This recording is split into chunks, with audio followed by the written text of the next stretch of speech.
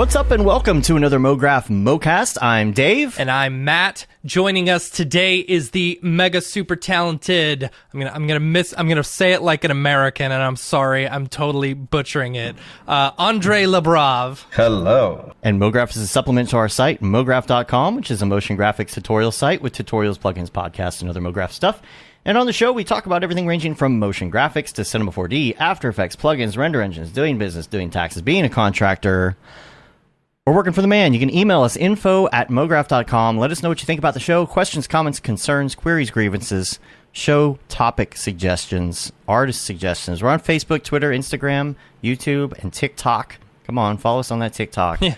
Mograph.com. You can see all of Dorpy's adventures. Dorpy's adventures. You can see some stuff that I just put up there randomly. Some Cinema 4D quick tips.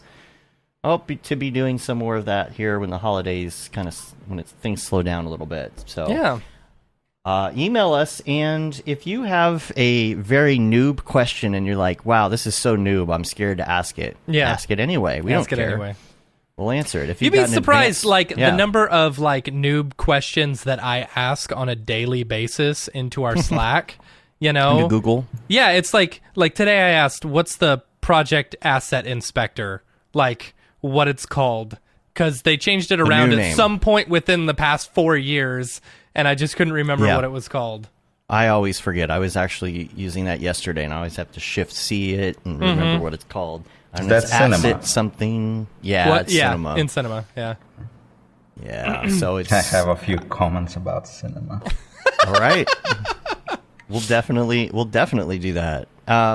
I did want to just mention there is some week wrap-up stuff real quick I want to get to. Number one, I meant to mention this last week. I'm sorry. The scholarship update. I'm sure that the scholarship entries, I'm sure everybody wants to know the results for that. Who's the winner? I don't have that yet.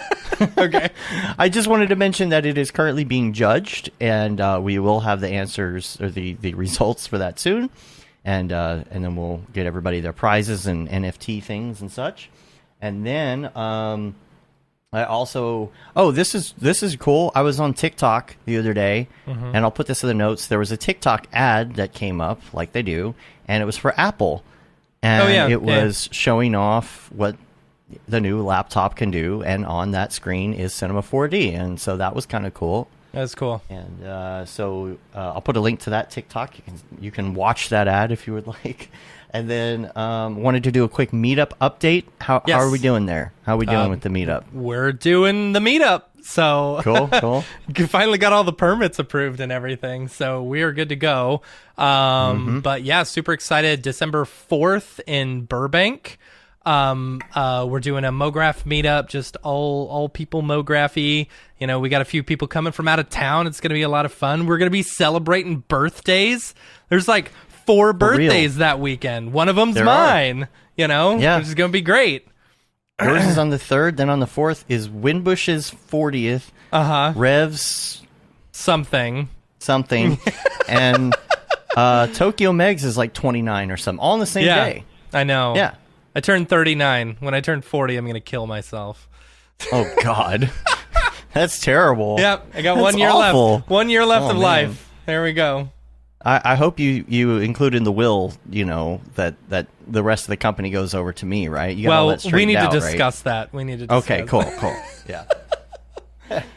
And then... big shout out! So you gotta get.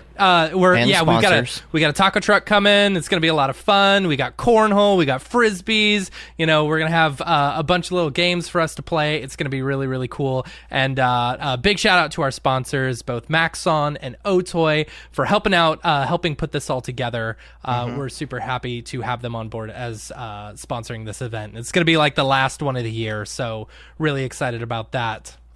Can I talk about some Camp Mograph news, or do you have that on? Do you have any notes for that? I don't have any, but if you Cool. have something to say, Well, you can. I don't have anything to say officially yet, other than like we went and checked out a couple of camps last week. Super excited about the prospects. Both of them were really, really good, and so it's just all about narrowing down which one's going to be the best one and which one's going to have the most fun. So super excited. Stay tuned because we may have an announcement here in the next few weeks or something. Who knows? Oh, wow. All right. Wow. We got a big Camp Mograph meeting tomorrow, so we may make a decision then. So Awesome. yeah. What else I got on here? Oh, hey. I did want to mention, speaking of Winbush, that he does his game night on his Discord on Saturday nights. So if anybody is around, it's really fun. We get on and we play like Jackbox and the kind of games that you could just log on in your iPhone real quick for free. We've been having fun with that. Like I know, like it just depends from week to week who's there. Like Sarah's there sometimes. Sometimes James. Who else hops on? EJ's brother is on sometimes. I don't know how many of y'all have met EJ's brother. Yeah, but, we've played. I think we've played Animal Crossing together. Yeah, and just let you know, random people show up and play games, and I just want to get more people. It's so much fun, and my daughter even loves it. My daughter joins. We sit around on Discord, and so that'll be fun this Saturday. I think it's happening again. So just wanted to put that out there, and then. Wanted to mention the Mograph Discord as well. The Mograph Discord we started, we're not replacing the Slack, but we realized that some people would rather use Discord. Yeah. And the part of it, let's be honest, we're using the most is we're just hanging out in video chat all day. Yeah, basically. That's it. Like you do. I mean, we have duplicates of all the... I wish I could like find a way where if one posts on one, it posts on the other, so that it didn't matter where you were at. I don't know if there's a way to do that. I'll have to look it up. We'll see. And then, okay, the last thing that I wanted to mention in the week wrap up here before we get into the fun stuff is that very, very soon Caitlin's course is going to be launching. One of the biggest hangups was getting this promo video done, and it's done. So I'm going to go ahead and show everybody the promo. So sit back and relax for like 2 minutes and check this out.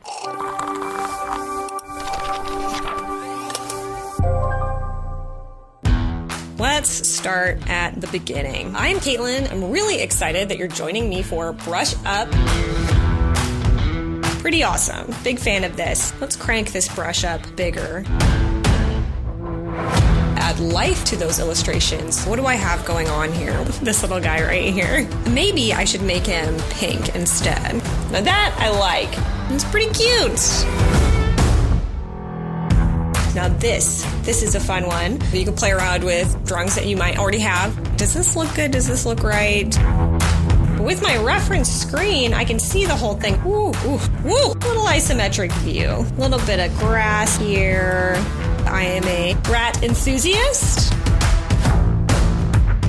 Procreate, illustration, and animation. Simple as that, and it's all perfect. This is going to be a great resource for you. You'll be inspired and equipped to tackle your own creative projects right away. Grab your iPad and your Apple Pencil and let's brush up. Boom. Roll credits. There it is. Well done, sir. There it is. I'm so happy that is done. I spent way too much time on it. It's coming out hopefully this week. Just got to get the website ready to go, and that's pretty much all we got left. And there was one thing we added at the last second of these notes. Is you just this morning found an Orbex Exporter, and I think this will transition us into some good talk here. Yeah, so. I mean, we could put this in the notes, but we're gonna add this to the notes. So one of the biggest hangups I have with using Octane at the moment is always exporting out to Orbex. Orbex. It's just, for some reason, it just doesn't work as fluidly as I would love. So especially going straight out of Cinema 4D. Well,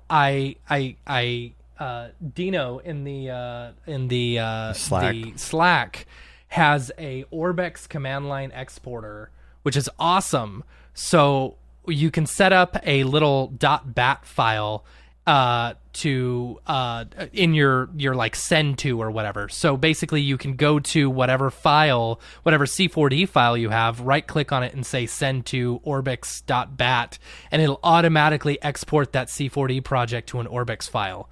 And it's so much faster than doing it straight through Cinema 4D through the render stuff. But yeah, Bobby, we're going to talk about that. Don't worry. Command line. Yes. So it either does it. I think there's two different ways. There's the no GUI version, and then there's the command line exe version. So basically, one you send it through Cinema 4D, the other way you send it through command line. But like it's like 15 times faster than just straight up exporting it out of Cinema 4D, regular Octane window or whatever, which is awesome. So I just did a render or an export. So another thing to note is that with this, and he's going to put this in his notes on the site because I was talking to him trying to figure it out. You can't have any spaces in any of your like file names or anything, which stinks. So, but also GSG textures are weird with it as well. I found that like you need to make sure that all of your textures are in there, and that even if you're not using specific textures or whatever, it's still going to throw an error. You need to get rid of all that stuff and make sure everything's good to go. And then with GSG textures specifically, like it wouldn't run for me for some reason. So I had to export with assets in order to get it going correctly. But then it exported so fast, so freaking fast. And then, man, render is such a good service. Because I just what's the address for that? Was there a web address for that? dinomuhic.com/orbex-command line-exporter. We'll put it in the show we'll put notes. it in the show notes. Yeah, but I've been wanting to make sure we just hopped onto a big project, and I wanted to make sure that we can use render, and this is going to be like a big thing. Man, render's so cheap right now. Like it's funny. It's like the price of render. No, it's not. It's shot up. We'll get to that in the NFT segment today. So yeah. So that is the week wrap up. That's the info we got to get out there. Let's talk about Andrey Lebrov because. We have not met in person. We've not really talked much in any other way before. You're just this legend that's like out there, and honestly, I'm pretty intimidated having you on the show today. No, I'm just Andrey. We haven't been to any like NAB meetups together, any of that stuff. So this will be fun because we'll get to know each other a little bit, and so we're going to start from the beginning. And give us kind of an idea of, for people who haven't, watched any of your videos or anything online, give everybody an idea of who you are, and let's chat about how you got to where you are now. Well, you're saying you're intimidated. I'm actually intimidated because I'm such a lazy YouTube person. I'm doing it so rarely that I'm not, used to it. So I feel nervous at the moment. So oh, you're fine. I'm totally fine. Yeah. And people who haven't seen my videos, I'm just CG artist, and I started at YouTube in 2018. Was heavily Octane guy, and then it all went I don't know, somewhere. So I don't know. So inconsistent now. I don't know where I'm going, but it's super interesting. Octane is super interesting at the moment. Mm-hmm. But there are so many other directions I want to explore, and that's basically what I'm doing on my channel at the moment, exploring new tools, new ways of doing graphics, doing new works myself, just trying to make my life harder. But everything that you put in to your videos, it looks so good. It's so clean. Obviously, you have some sort of background in video, right? Where did you get your start? How did you get into all of this in the first place? Well, it's a long story. So I'm in the industry for, let's see. I noticed from the videos that I'm lying here. Because sometimes I'm saying one date, and then I'm saying slightly another, because I'm referencing different points. One point is when I actually started exploring, and another point in time is when I actually got first money paid, for a project. But it was approximately 2005. So what, 16 years then. Yeah. And I started by just experimenting with Photoshop. My grandfather gave me my first computer as a present, and I just got bored of games and started to literally experiment with Photoshop, because there was no tutorials, not that much info on the internet about anything. So all you could do is just literally click somehow. I don't even remember how. Are we allowed to talk about this? That we cracked stuff back in the days? Absolutely. Oh, yeah, sure. It's the only reason Adobe got where it is today, because we all did that. Yeah. Right. Yeah, I don't remember where I found info about how to do it, but that's what... Oh, I remember. I was reinstalling the Windows every month to run Photoshop again. To be able to do the free trial? Yeah. That's funny. So that's how my curiosity started. And then cameras... then desire to put some elements into photos, and that's how I got into 3D Max and all that stuff. Then Maya, then Cinema, and now some other tools that we will probably talk about later. But I mean, it was all just curiosity driven, nothing else. So was there any school involved in any of this? Because I mean, like, if you look at one of your videos, right, you see, if anybody goes to your YouTube, they see how great your lighting is, how great the color is, how great everything about the production quality is. The production value is top notch. Yeah. Self-taught? Yeah, thank you. Yeah, self-taught. I did go to what's the word? Admit to the academy. Yeah. Okay. There's that like Baltic International Academy. I did go there for a graphic design course, but then I found out that the 3D course that I was actually interested in was only at the very end, after 4 years. So I decided to quit in 3 first months. I just quit. And then I just started to be YouTube's best friend. Yeah. And that's when I realized it was 2009 or 2010. That's when I realized that there's a ton of info on the internet. Just go and take it. And then that's basically how I got into there. No formal school, no universities, nothing. But your YouTube channel you have like 220 something thousand subscribers. Yeah, 225,000. That's amazing. Yeah. Especially for like our industry. I didn't even think there was that many people out there. Is there a certain point, like a certain video that you feel like really pushed that in the direction as far as your viewership? Yeah, one of the most popular videos is still How to Learn Vfx, where I just talk about that general stuff. And I actually gave a sort of big live speech on Video Copilot's Europe tour in Barcelona. About realizing what ocean of information you have around yourself. And there was a little graphic I've put into the presentation. So when you don't realize that you have so much info around you, you just go like growing your skills like that, right? That's time going up. And then when you realize how much information you have for free and you don't slack, you just put everything in it, you just go like that. Become a super duper professional for free. Right. Don't have to pay anything. Right. The channel, you'll have to explain this to me a little bit, but you used to be with Out of Nothing, and now you just recently did a video when you kind of came back to your YouTube channel, and you said you're on your own now. I don't really know the backstory about that. Can you tell us a little bit more about what you're doing now, like with this whole the on your own thing?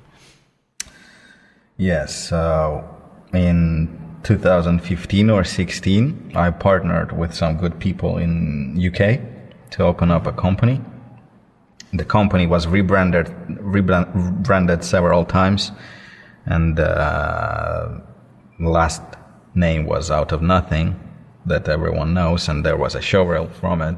It was a great company to work with, but unfortunately our views on the future of the company separated, sort of. So we decided to go our own ways. The team still exists under another brand called The Canopy, and I'm just here as a Lebrov Motion Imagery, LMI, not ILM.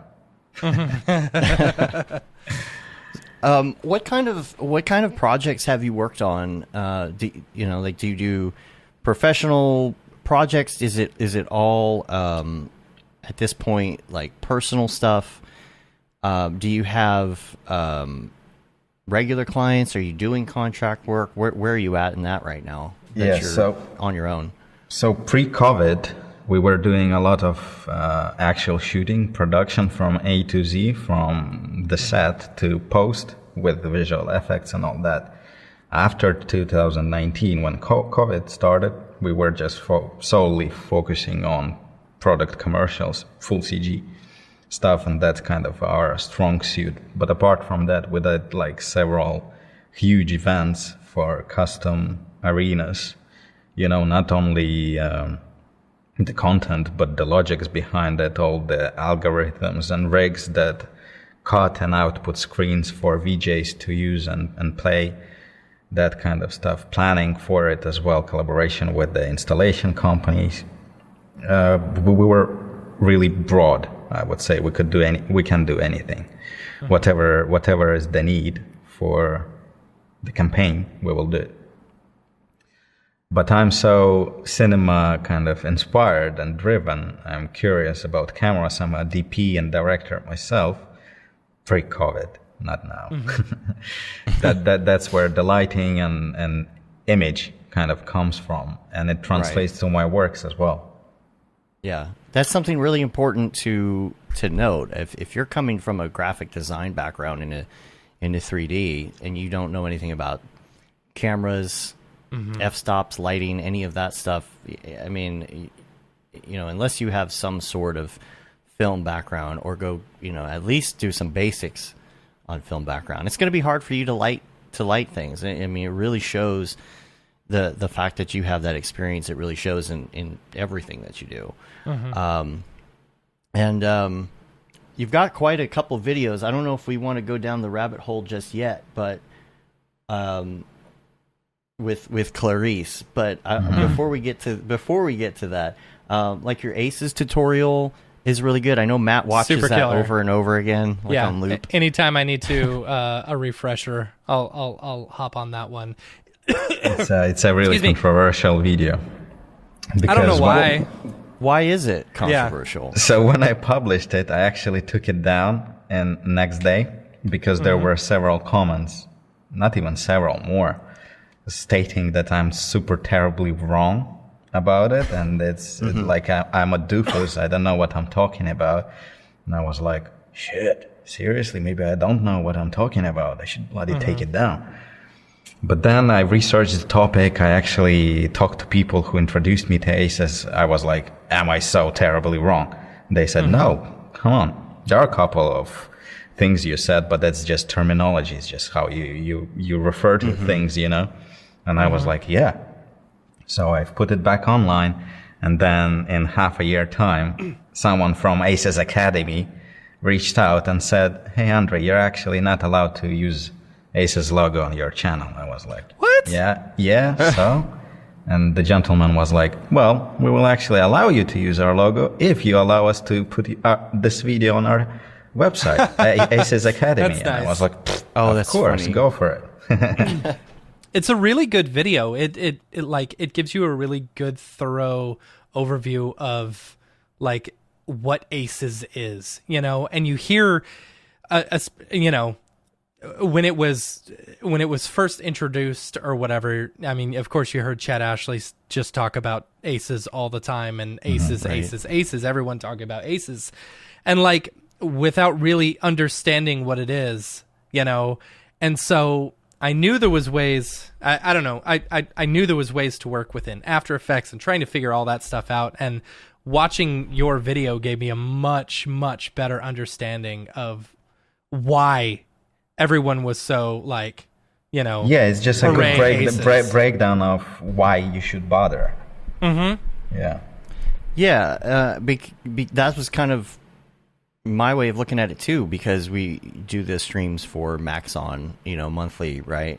And I swear every time it's an ongoing joke now. Every time Matthias and I are sitting on there, we're like, how many times is somebody going to mention aces in the comments? Yeah.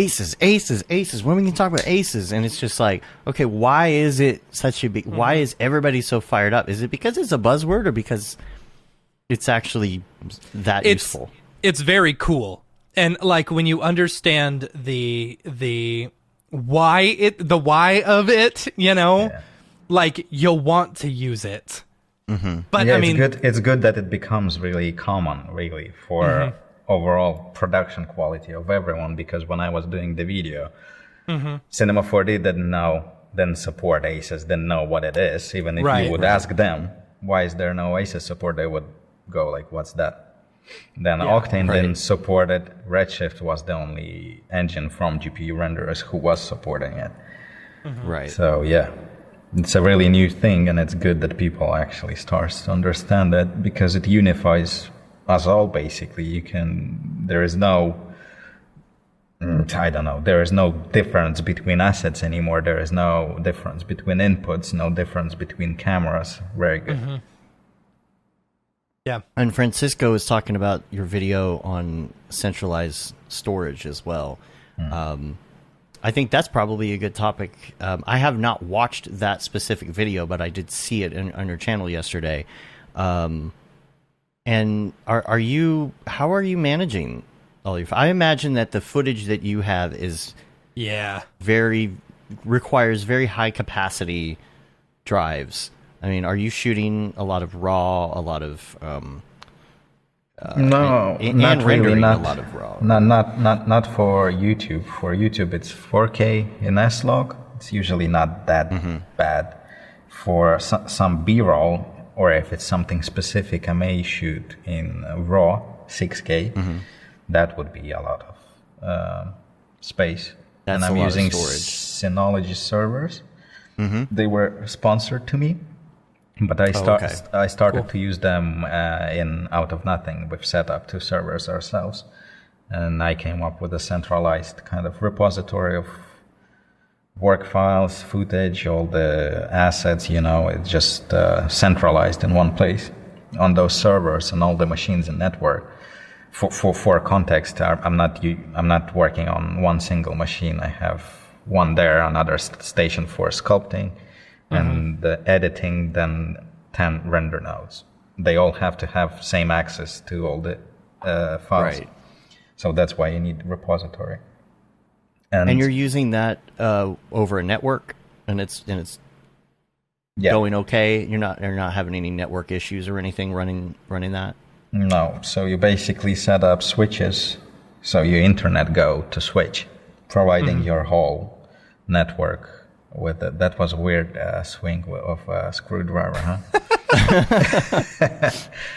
But yeah, I mean, you provide your whole network with the internet, and then that switch goes to each machine, and preferably it would be a 10G network, especially with Octane, which I'm not really using in a network rendering setup at the moment, but the speed of your network is super duper, super important for the render speed of your renders. That was actually going to be my next question, because I believe mine is 1G and not 10. But yeah, I mean, if you try and network render an Octane over Wi-Fi, forget about it, because your giant textures and all that, it's never going to even make it to the node before your main machine finishes the first frame. So sounds like you got that covered. The next question to go down the rabbit hole is about Clarice, because you've got a pretty popular video on your channel, and there's something you said at the beginning, because this has been around for a little bit, but I didn't really know much about it. And once you talked about the fact that, what year was that Clarice was announced, or they started talking about it? 2012. So I don't know if this is the same thing, but I do remember seeing something around that time that was talking about the way that geometry and polygons and everything were going to be handled by this system. And I remember hearing about that, and then it just kind of disappeared. And I'm thinking that this is probably the same thing. Could you give everybody a general overview of what Clarice is? Because I feel like not a lot of people have heard about it. So the reason the video is popular is probably because of the content I was able to make with it. It's definitely that next kind of level stuff in terms of complexity in it. And to explain what Clarice is, it's a LookDev package that allows you to handle trillions of polygons, no limits on polygons. Wow. And the specific thing about it is that it's specifically a LookDev tool. You can't create anything in Clarice. You can assemble stuff. So, for example, you create, geometry and animation in Cinema 4D, export it as Alembic, bring it into Clarice and shade it there. Then you do some simulation in Houdini, right? Do your stuff, export Alembic, bring it to the same scene in Clarice, shade it, and render it. Similar to the way like Octane Standalone works, right? Yeah. Okay. There's more to it, right? About why it's so great. It has to do with the way that it handles geometry, right?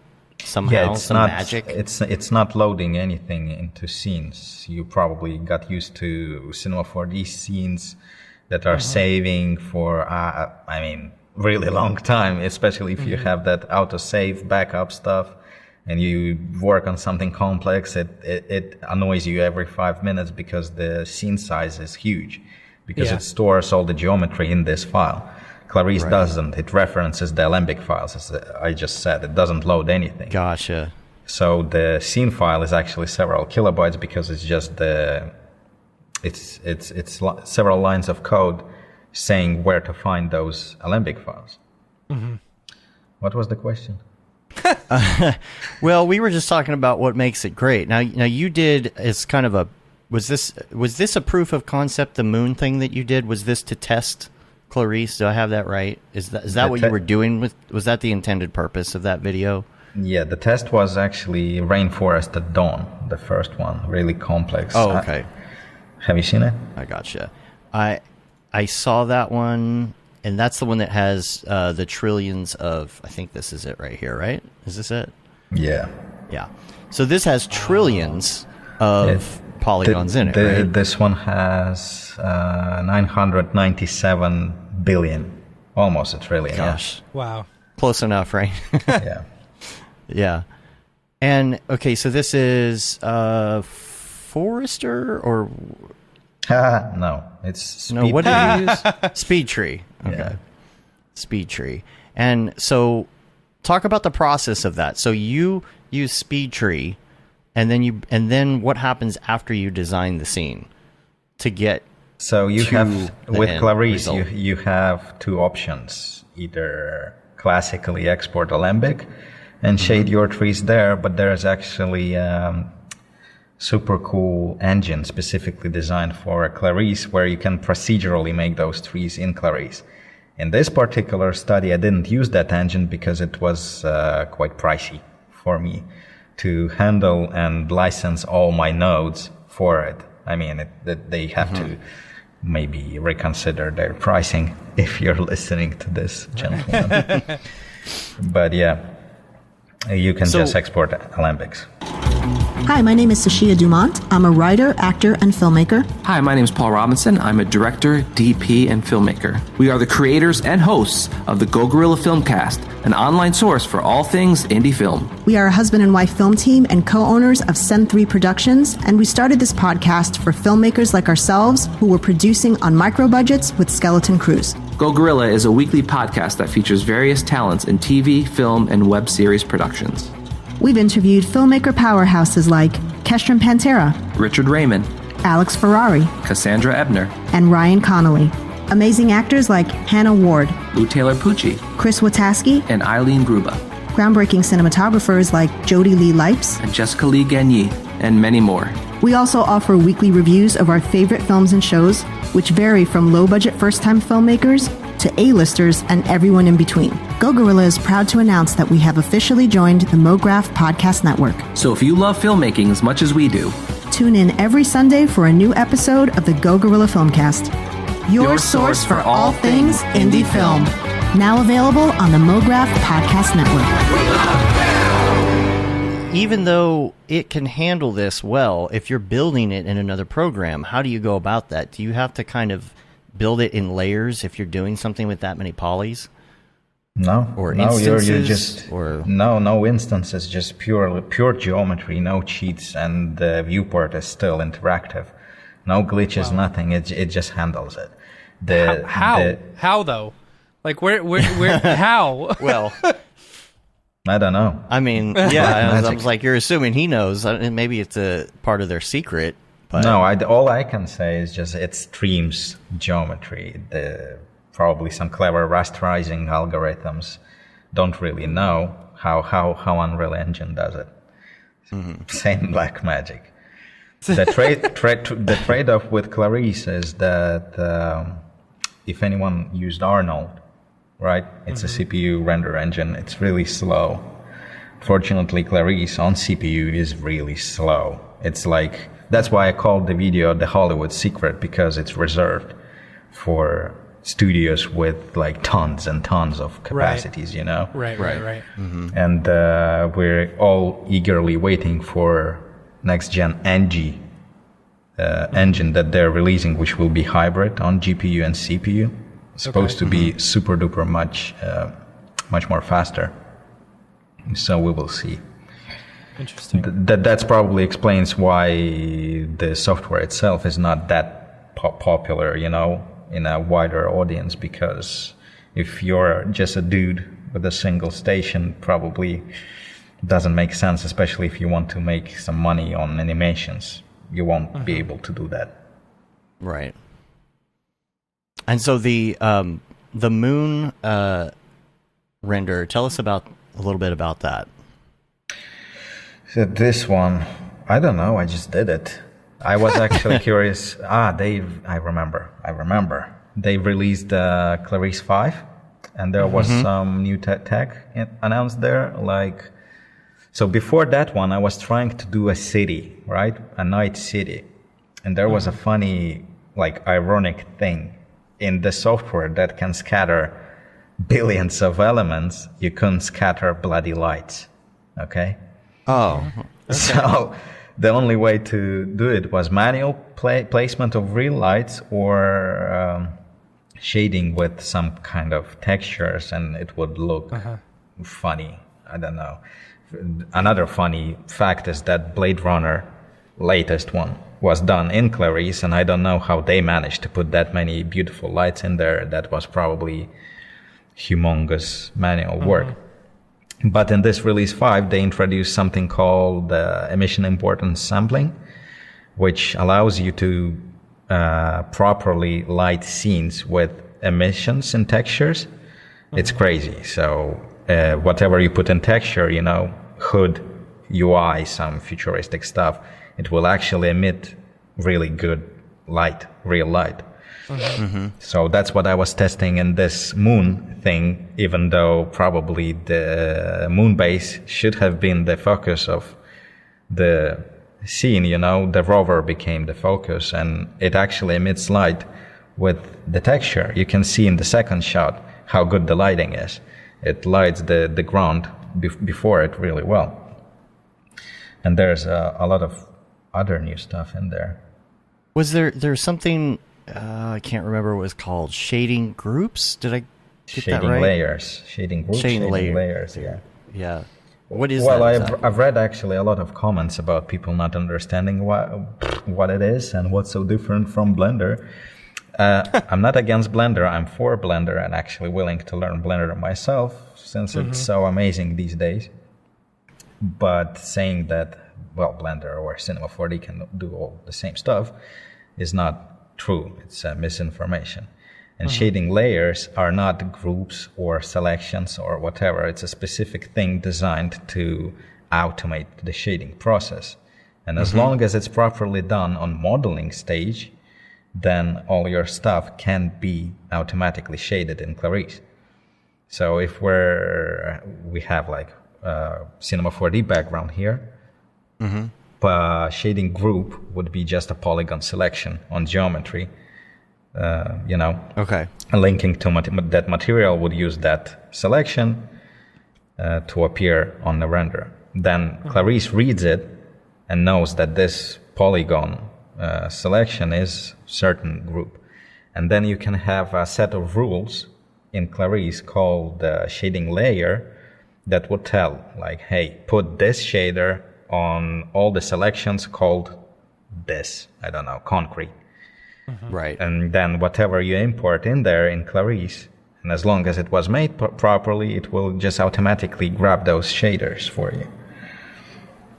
Like you were using in the video, I think on the moon base you had a bunch of, I don't know what they were, like kind of building, like connecting buildings. Yeah. Or I don't know exactly what they were. It's really hard to explain, and in the video I did the mistake of not showing it correctly, really. I was just, disabling enabling materials, which obviously you can do in Cinema 4D, just delete materials and bring them back and you will have the same picture, but it's not the same thing. Imagine you come up with you can do the list prior production. You can say like, okay, in this project I will have concrete, I will have glass, I will have what we have, nothing, concrete and glass. You create those two rules, you create those two shaders, and then you go modeling. And you're modeling with these names in mind. You have a cube, you select like a rectangle in that cube and say this will be concrete, and then another polygon will be glass. And then you bring this alembic into Clarice, and it's already shaded because there is a set of rules already saying how it should be shaded. Cool. Is that a better explanation of what it is? That makes sense to me. Yeah.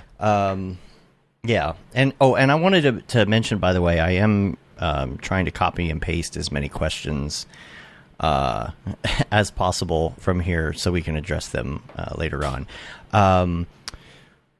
One question I think a lot of people will want to know, because you mentioned about all the computers you have, right? What kind of setups are you dealing with, and what kind of gear do you use in all of these different computer setups? And I would assume that, running Clarice, you would probably need a pretty good, setup with multiple farms in order to start rendering, right? Yes. What are the render times you're looking on those? Render times are big. I'm actually looking at expanding at the moment, but currently running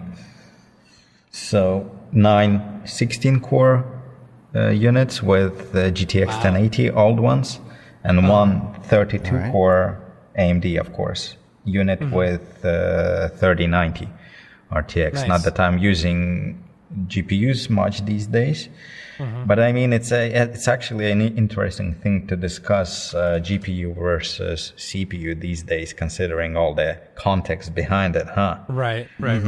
In terms of, you can't really get the only RTX 3090 I have here was sponsored by NVIDIA themselves in the beginning of the whole thing. And I mean, I'm not even looking into investing into GPUs. I don't know. Yeah.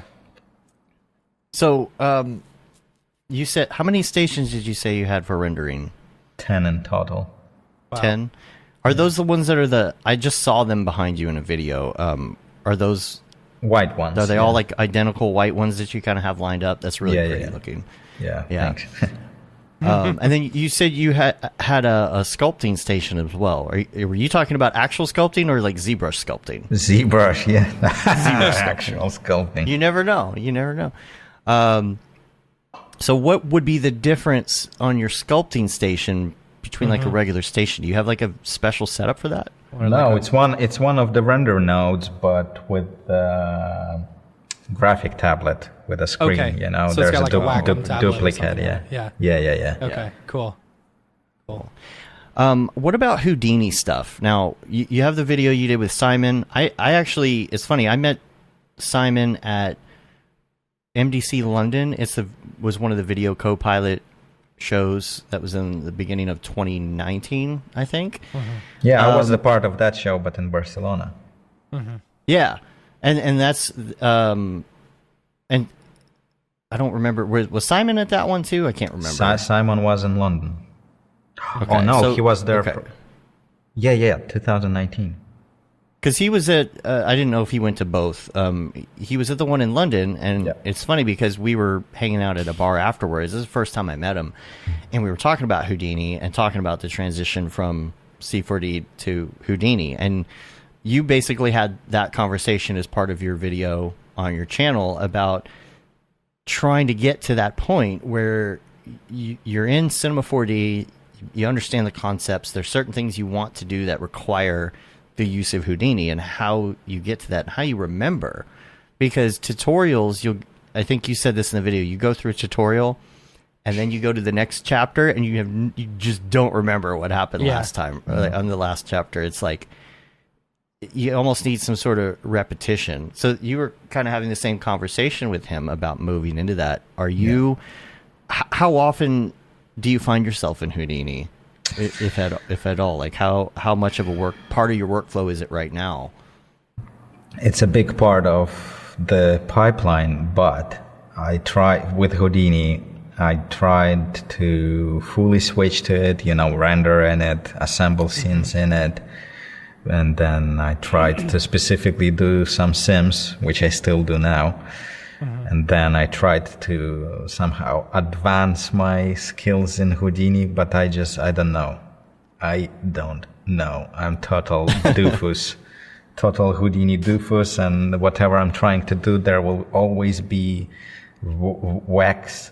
I can't even pronounce this word, wax. Who came up with this? I can't, advance myself in it. Probably because I'm losing focus all the time. I'm, YouTube or whatever, experiments and fun are not my full-time stuff. Commercial work is. Right. So that explains why I'm not fully present on YouTube, if that makes sense. So I just ended up hiring contractors for specific tasks, and especially if I need something quick. I don't have time to fool around, which I'm always doing. I'm just fooling around in Houdini. That happens a lot, actually. Like, Matt and I will be working on a project, and something comes up, and it's like, well, we could try and do that in Houdini, and it's like, yeah, we could try and do that in Houdini, but again, it always comes up to that time constraint, right? Because you're not sitting down trying to complete a project just to play around. You got a client waiting for you. You're like, you know what? Let's just do it in cinema because we got to get this thing out the door. You never get a chance, Oh, there's my alarm to buy a dead mouse head. I got 10 minutes. Yeah, it's an NFT project. We'll talk about that in the NFT section. But there's a Smearballs worked with Dead Mouse to do these Dead Mouse heads as like a collection. So I'm buying one in 10 minutes. So I'm like standing by 10 minutes. So what Simon told me when we were talking about that, because I asked him the question, how do you get into it? How do you get into it? He would get up every morning and he would find something like that he already knew how to do in cinema and then try and figure out, okay, how can I do this in Houdini? Which is a great way to look at it, but still, I'm just like, I don't have the discipline to...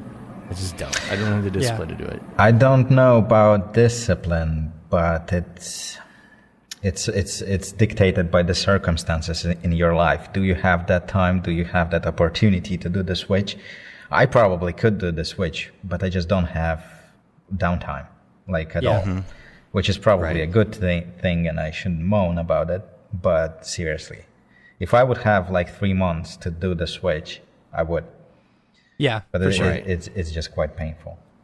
That's the way that I've felt as well with Houdini. I went through our entire course that we have, and I really like it.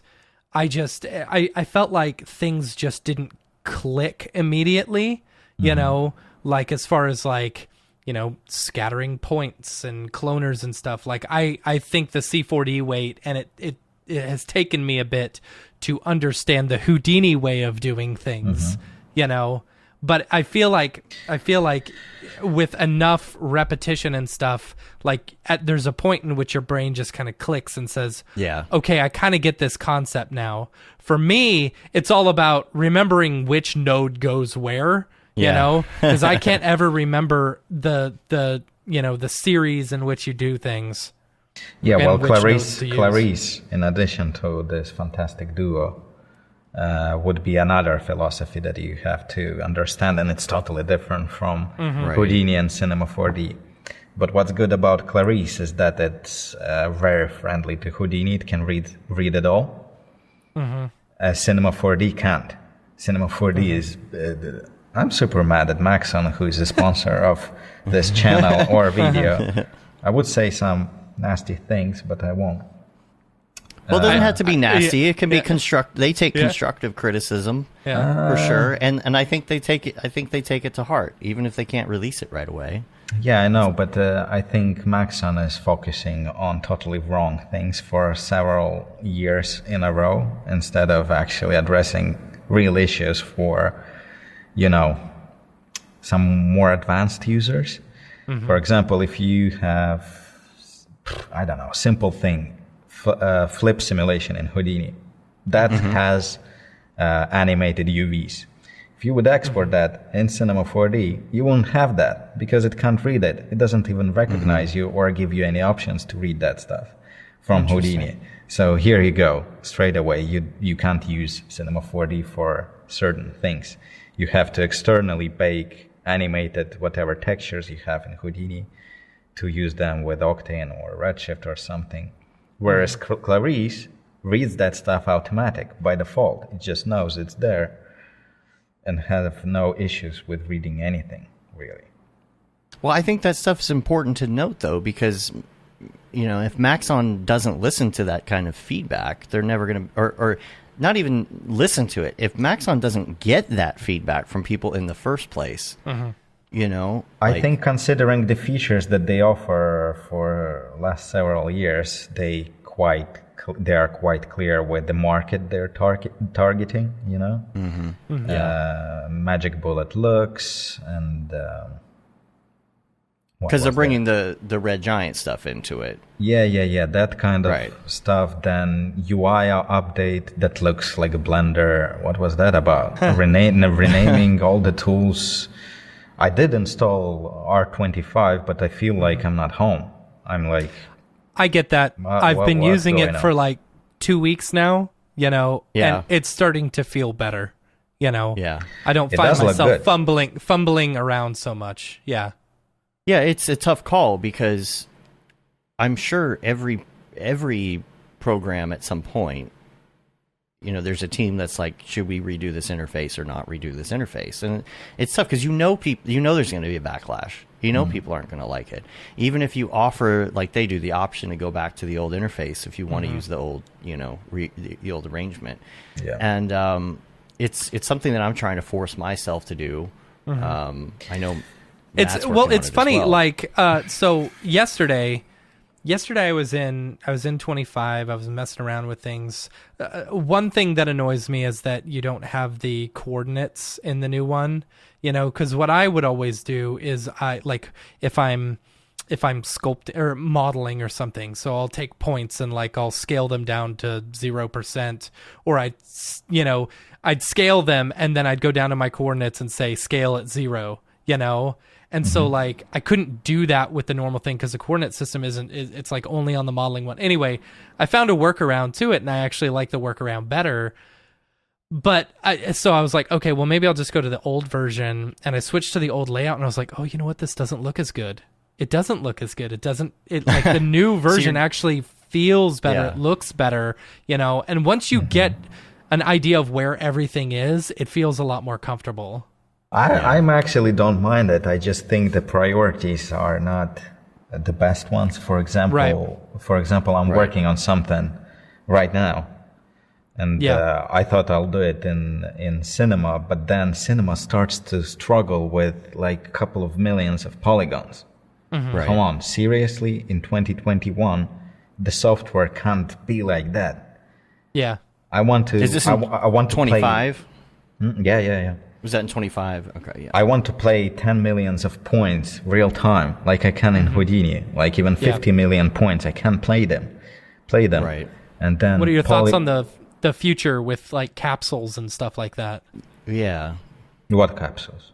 Capsules, the new Maxon stuff. It's kind of I think it's their Houdini. It's kind of beta. It's a lot of under the hood stuff right now. Oh, the Neutron. Yes. Yeah. It's I think they call it capsules. It's their node system, basically. Well, that's what I was waiting for since they announced it. Like the CEO said, like it's literally gonna happen right now. He said like a couple of months in the presentation. If someone doesn't believe me, he can find that video on the internet. Where is it, Mr. CEO? There is some stuff in 25. Yeah, some stuff is not. Is it some stuff is not enough? Yeah. Some stuff is not enough. They introduced it a little bit in 24, and then brought in some more in 25. Yeah, I think it's a continuing thing. I don't know. I think Chris Schmidt has done a lot into it, and probably has some videos on it as well. He dived into all of that. Yeah. But my thought in seeing it, even though I haven't had much of a chance, again, this is the Houdini problem, right? Like I haven't had a chance to play with that stuff because I can't even get projects done in order to get into 25, in order to learn it, in order to be able to test the new stuff. Yeah. That's my problem as an artist. But what I'm hoping with this is that is a sign of where they are headed, where they're trying to go with this, that they are listening. I feel like it's a slow burn right now, and I'm hoping that it happens before it's too late. Yeah. You know, I've got to say, because I wish they'd see go all back these people that learn Blender for free, and it's like, well, that's hard to compete with. It's very hard to compete with. Well, Blender is, I don't know. I'm really interested in Blender, seriously, especially when I sold the company. Everything was a bit of uncertain in terms of what will be my commercial life and finance situation, you know. I was considering Blender like a serious alternative, and especially I'm super inspired by Jan Hubert, right? That dude is crazy what he does with Blender. But in the same time, if you will get in Blender, even navigation is what the F is going on. Yeah, right. I mean, ZBrush is not a toy. It's like a super alien interface in there. But I had some experience from 2012 and something. And I jumped into it. I refreshed the memory with some shortcuts, and here I am. I'm flying in there. But Blender, like, seriously, I don't know how to use that thing. And I'm not sure that I'm over 30 now. I'm not sure I can bloody switch my mind anymore. That's the thing. Like, we talk about that all the time. It's like we want cinema to evolve because we want to stay in cinema. We don't want to have to learn that. I open up Blender and I look at that interface and I'm like, ugh, I just don't want to. We want to stay in there, and at the same time, let's be honest, when we were 20 years old, let's say, you're 20 years old and you go to work for a place and there's that guy, he's like, I'm still on Lightwave. Yeah. And you're like, oh, Lightwave? Yeah. You know, you don't want to be that guy. Whatever program it is, when you get older, you want to be able to keep up and keep learning, because you don't want to be that guy. You know that guy. You know, it's and luckily the way things have evolved on the internet now is that it is easier to keep up. Back then, if you were on Lightwave, you learned Lightwave. If 3D Studio Max came out, you couldn't necessarily just go learn tutorials on how to use Max and be on your way. The thing is, Lightwave was also easier to crack back in the day than some of the other ones. You know. Yeah. Yeah, like Thomas says in the comments, we're going to be the Maya guys soon. You know. Yeah. Yeah, and everybody who is in Blender lets you know that they're in Blender. You don't have to ask if somebody is a Blender person; they tell you. They'll let you. Yeah. They'll let you know. They're the vegans of the motion design industry. The vegans of motion design industry. Andre, have you used any other any software like Maya? You mentioned 3ds Max, right? 3D Max, because I had to do some commercial interior work in it. Was working in an interior company. And then Maya, because I wanted to dive into animation, and then I discovered cinema. And then it clicked that it's super intuitive, you know? Yeah. That I actually wanted to say that my rage on Maxon is probably not justified, because I know backend developers and developers in general, and I know it's hard. Okay. Yeah, exactly. I'm probably blaming the marketing of it. Don't tease something that people really, really want, and then not release it for years.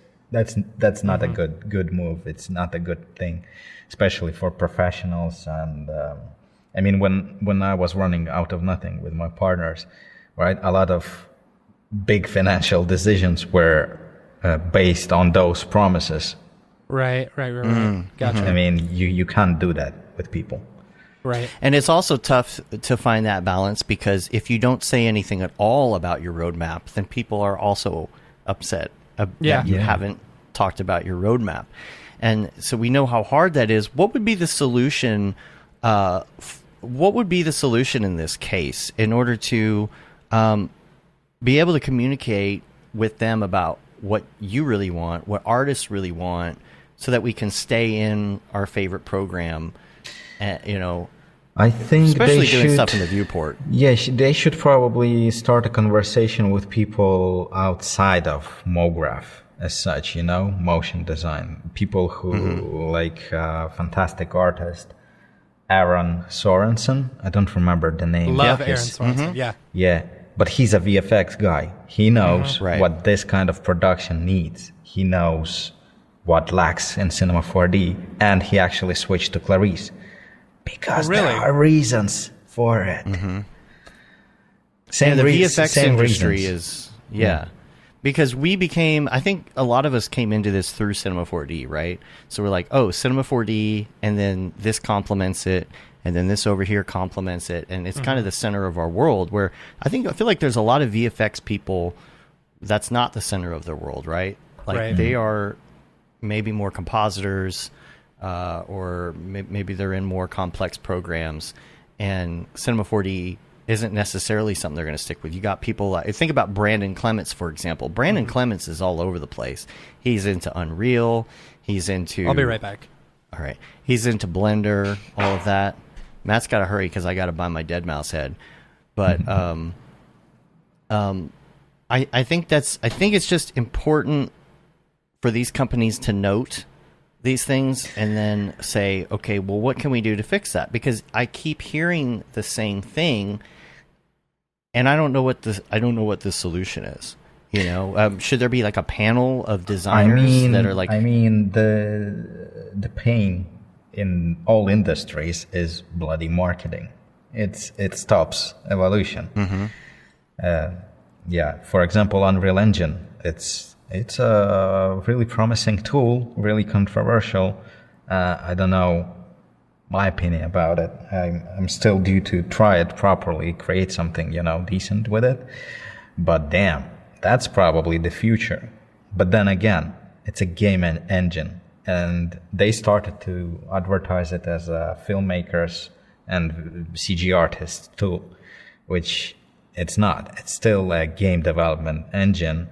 It's the first focus of this software. When I come in, Unreal Engine with my background, like over a decade of different softwares like Maya, Cinema 4D and stuff, I don't understand what the hell is going on in there. There are characters in there? I don't know. How do I use this?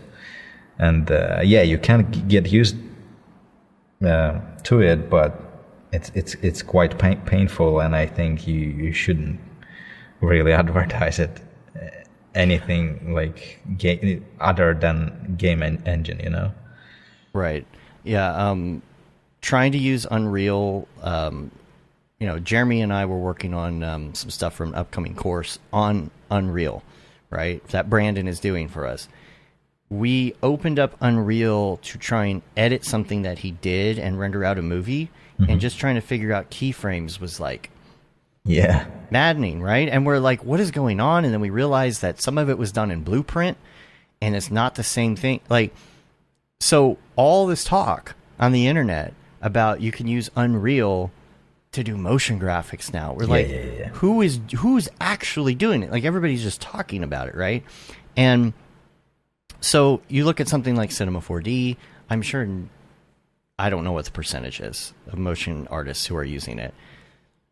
A lot of people are not using billions of polygons. A lot of people are not using, they're not pushing it that far, because a lot of the people that are doing that are already doing it in something else.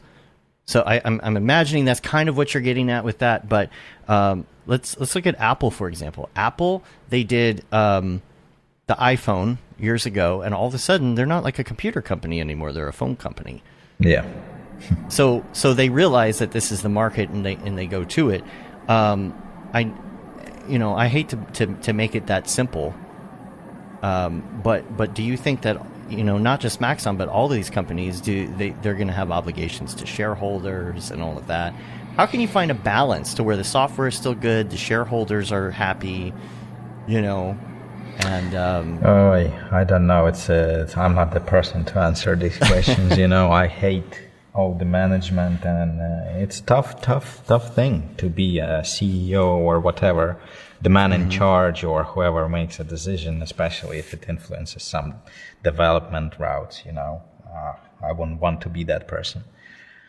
But I mean, the promo videos they're putting out, it's fantastic work, and the softwares are capable of that fantastic work, and it's a tough year we live in, because it's really kind of depressive not to know what to choose. You can't really guess which one will be the top horse in future. So I don't know. You just have to reference what your needs are, what you're trying to do, what type of scenery you're trying to do. I'm on that. I don't know what to do, what to use for since 2019, when I quit Octane. I turned to Redshift, thought that will help me to do my stuff, but then I released that video, another study with the car. What was it called? e-tron or the Canyon or something like that. And it didn't look the same as my previous works with Octane. I couldn't, for the life of me, I can't get the same look out of Redshift, so I quit Redshift. And now Clarice, it is slow, but it gives me path tracer look, like Octane. It's unbiased engine, and I love it. One of the things that I always tend to think about when it comes to any company or any piece of software is that there are certain features or certain things that only the nerdiest of the nerds are using.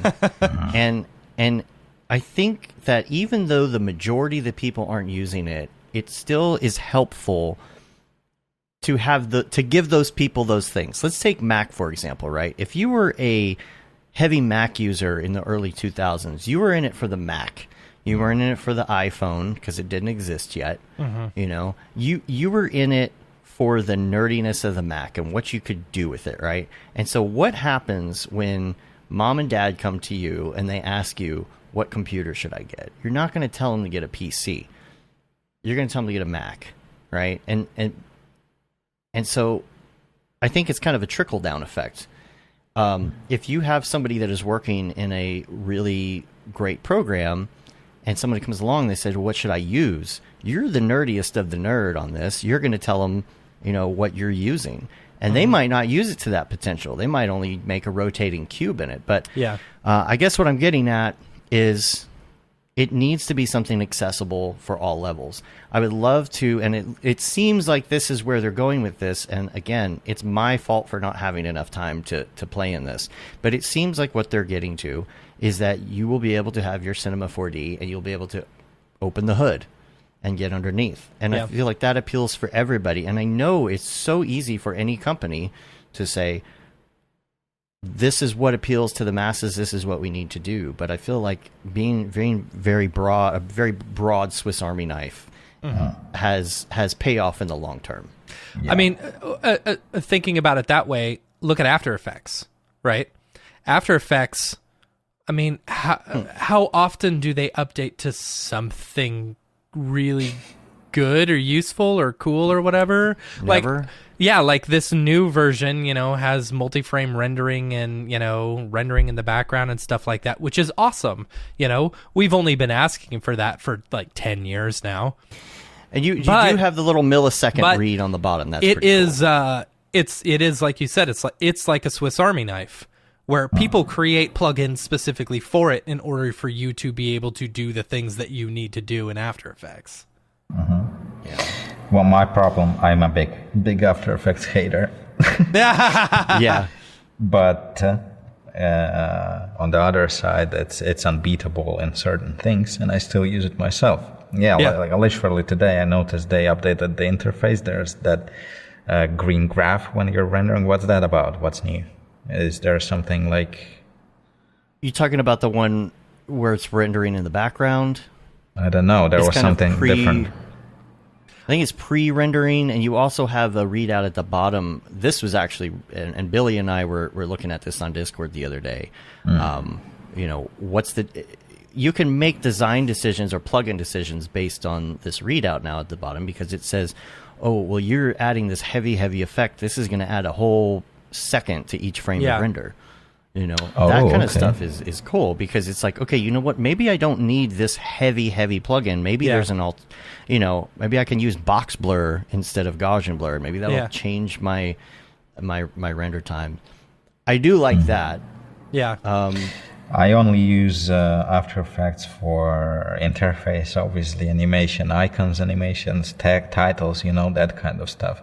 Yeah. And I'm running Discord with linked to Patreon, right? People joining and asking questions, and like 100% of people joining are on After Effects for compositing, which is I don't know how that's all Kramer's actually fault. He started to bloody do it, but After Effects is not for compositing, and especially if you're looking to step up your game. Have to switch to something node-based like Nuke or Fusion. Which one do you use? I bought Nuke again, but still use Fusion. I don't know. I can't seem to switch to Nuke. I don't like how it behaves itself.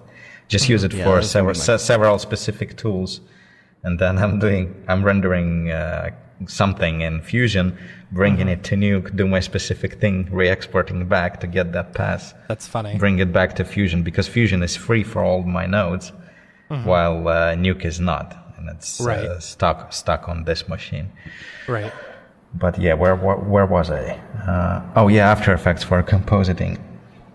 I'm mentioning it like in every video I'm making since 2018 in all my chats and emails. Just try to switch to Fusion for that and use After Effects as your assets maker for something, not the bloody compositing tool.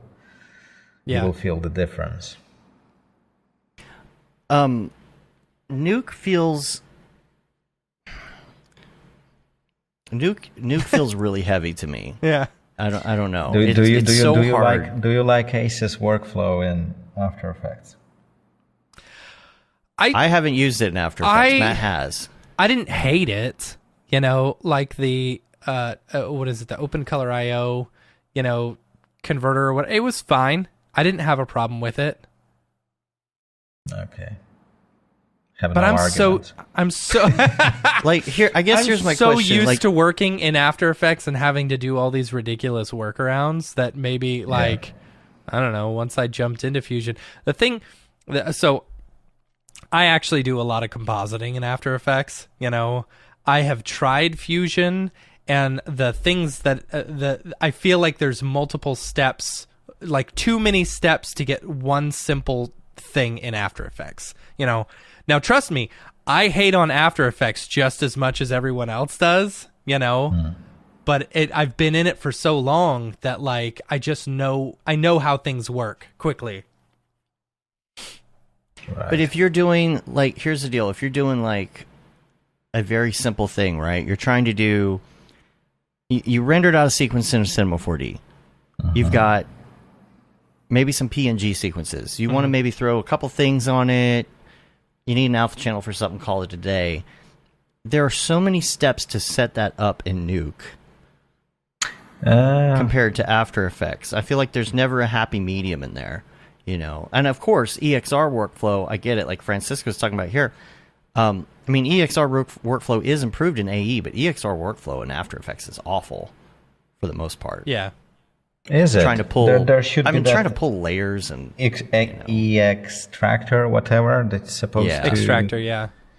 Really easily extract layers. That wasn't my concern about After Effects. And in Nuke, I know what you mean, but there are people like Simon, for instance, who love to shuffle out passes individually, while I prefer scripts in Fusion that would do like separate readouts for me in one click. Right.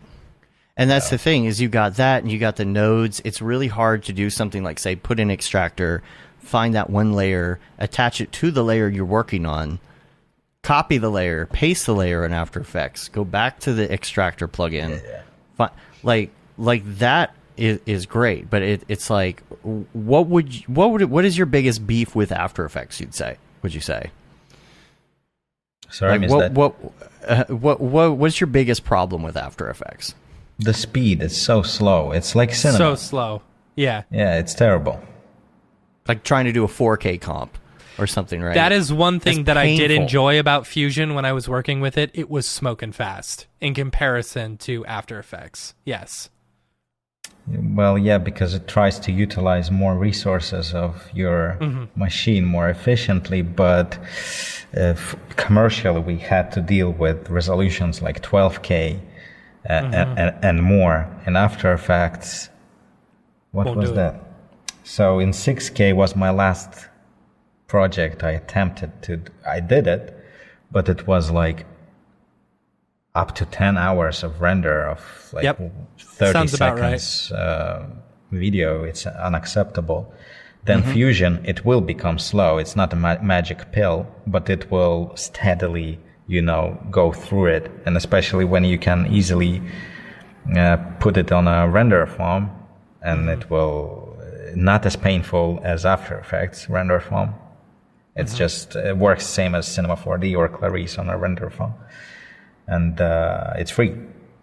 It's fast, it's free, it's meant for the SACES, EXR, whatever, that stuff. It's compositing software from the capital C, Well, let's switch gears a little bit, because I forget which video it was. You were talking a little bit about burnout, and I wanted to get into a little bit of like work-life balance, family, all of that stuff, and talk to you a bit about that. Should have called my wife. That would be fun, huh? We've always talked about having like the wife episode where the wives come on, and it'd be such a bad idea. Oh man, such a bad idea, right? Just have them complain about us the whole time. Yeah. Do you you have one child? Is that right? No, 2 kids. Two kids. 2 kids, and my wife is my hero. Yeah. Tell us a little bit about like the work-life balance and how you deal with that. So yeah, well, that's why I said his wife is a hero. Yeah. I mean, our circumstances are so we don't have any help with children, you see. And with the COVID and all lockdowns and schools being shut, and even before that, I mean, my oldest one is 6, and the youngest girl is 1-ish. And my wife was there for them all the time. And for me, she's like a producer of my life. She sorts certain things in everything, allowing me to concentrate and to work and to sit here with you guys. I know it's afternoon. We're in LA. It's actually almost 10 p.m. at my place, and still here I am sitting here while she's with the kids. And all these years since the beginning, it's all thanks to her. Yeah, and it's a big sacrifice from her side, because she had to sacrifice a career and, you know, trust in me. Yeah. And allow me to be here to do that stuff. There's no balance. It's destructive, unhealthy, bad shit. All right.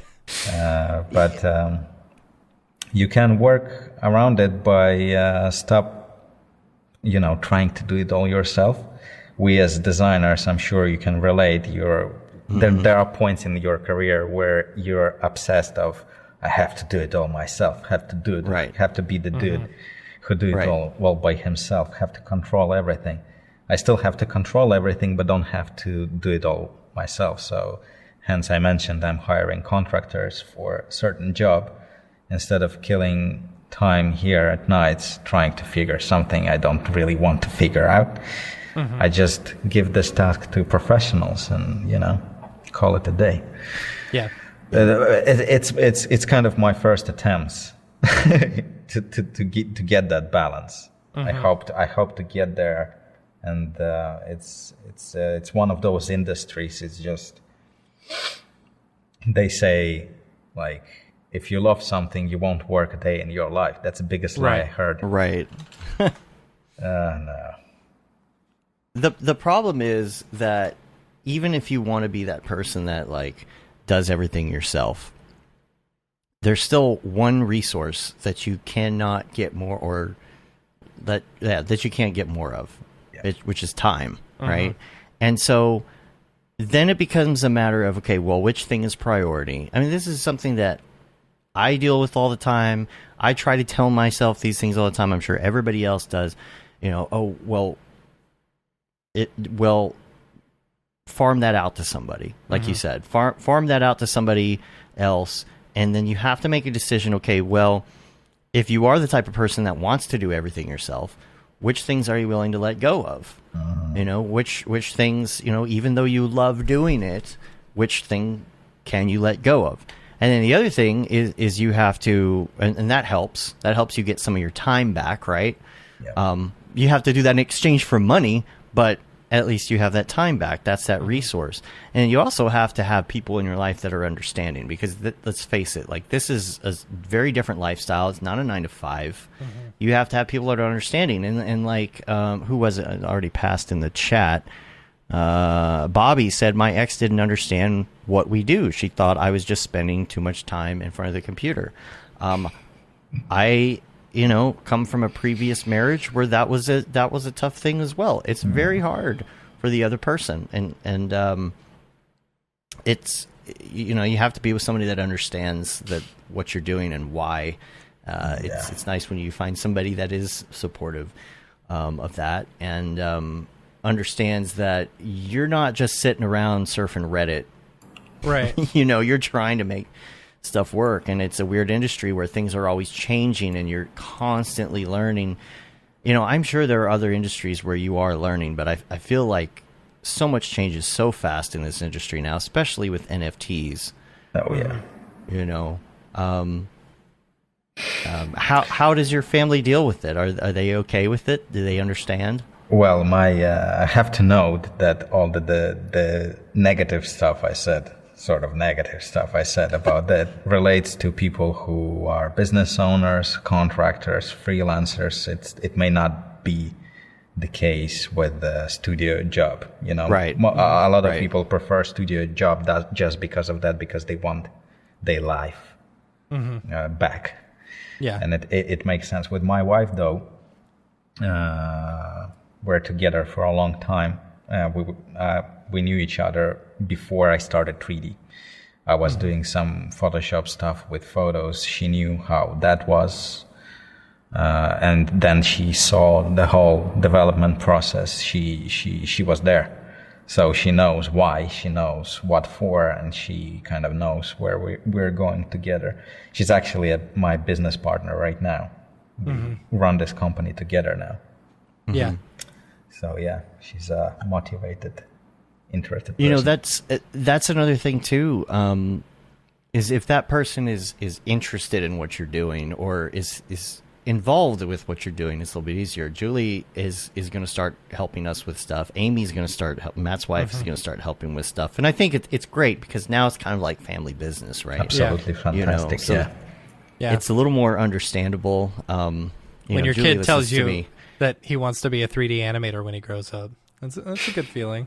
It's like you don't know what you're in for, but sure, that's great. Yeah. You don't want to do that, trust me. No, go be a doctor. That's easier. Right. There's something nice about when everybody's involved. You know, like Julie, you know, does camp with us and everything like that. You know, it's not this mysterious thing anymore. It's not this mysterious. You know, I'm going up to my computer to just do things. Yeah. You know, there's a little more involved in it. And, is that the camp that was recently there in LA? Because Clint told me about something. Yeah, it was in Portland. Yeah, in Portland. Camp Mograph. Yeah, okay. Clint was there. Yeah, I feel envy now. You should come to the next one. You got to come to the next one. Yeah. Yeah. And I've never been to US. Yeah. Well, there you go. There's your chance. You got to come. Yeah. as soon as we figure out what's going on with COVID over here, you should come over and come hang out with us. We've also talked about doing some stuff overseas as well.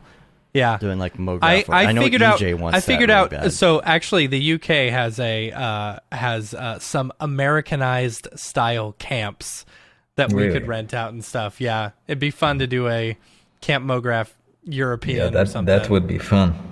Yeah. Yeah. I also figured out how we could do a Camp Mograph Iceland, which I think would be way killer. Oh. Yeah. That's what I want. That's what I want too. Well, you have one cinematographer up for it. There you go. All right.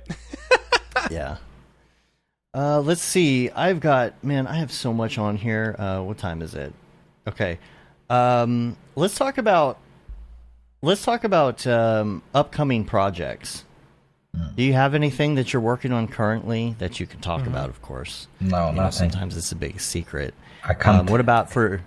Can't talk about anything until 2025. Jeez. Oh, it's going to be a while. Yeah. What about your YouTube channel? Do you have anything coming up on that you can talk about? Well, see, that my YouTube is my embarrassment because every time I'm kind of doing comeback, I'm saying like, hey... There's a big change in my life now. I will have time for YouTube, and then I disappear for bloody half a year. Right. I mean, I don't know. Nah, no plans. But everything is planned. A lot of content. I actually have a huge folder of little notes for topics I could record. And then I'm actually building the studio right now to make it more easy. You don't have to set up anything. Everything is permanently here. I just press record and record it. So maybe it will become more consistent.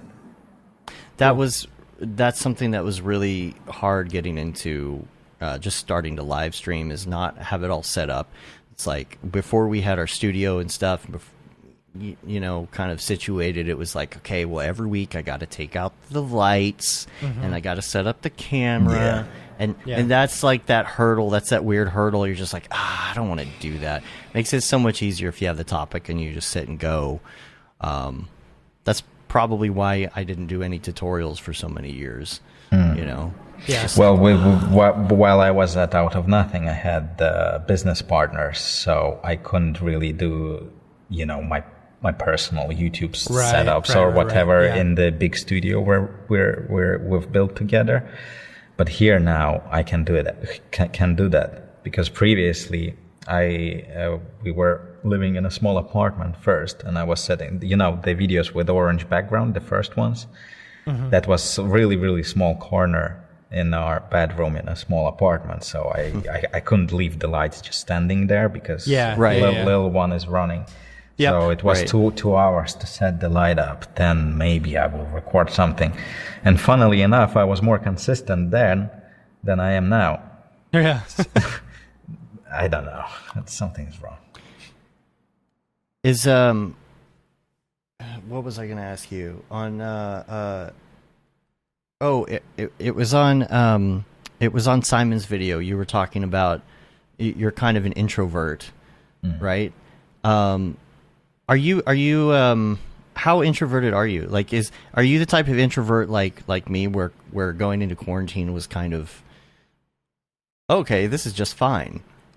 Oh yeah, we had that. We had that section in that video where Simon and we both thought like we probably shouldn't say that in this way, but we both were like, COVID. Yeah, I was born for it. Of course, it's not a funny bloody. Of course, thing. Yeah, right. I know what you're saying. But yeah, it's a great excuse for curious minds like ours to, not taking your ass off the chair and just do your stuff. Yeah. But I'm not, in terms of introversion, I don't know. I am. I love that. But if I need to do public speaking in front of 1,000 people, that's not a problem. I will find energy to do that as well. Yeah. That was going to be my question, actually, is being an introvert, how do you, I guess, do you feel like there's a separation? Me personally, I feel like I have the on and off switch, right? I am not an extrovert, right? I think the term would be introverted extrovert or extroverted introvert. I don't know which.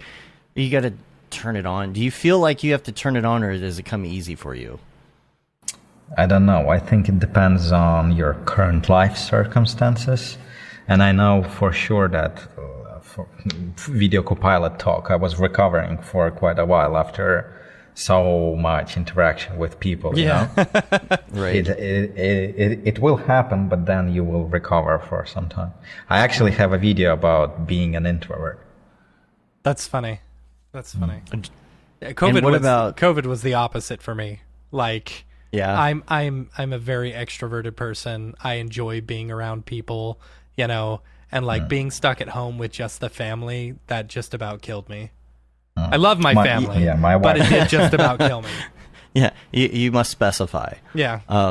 But yeah, Matt's ready to go. He's ready to go out. He's ready to get on planes. He's ready to go around and do all the things. And I'm just like, yeah. I'm like, Dave, come to Burbank with me. It's like, no, I'm not going to go to Burbank. No, I don't want to fly. No. COVID was destructive for everyone in my family except me. Really, my little girl, she's a really communicative, like little sunshine.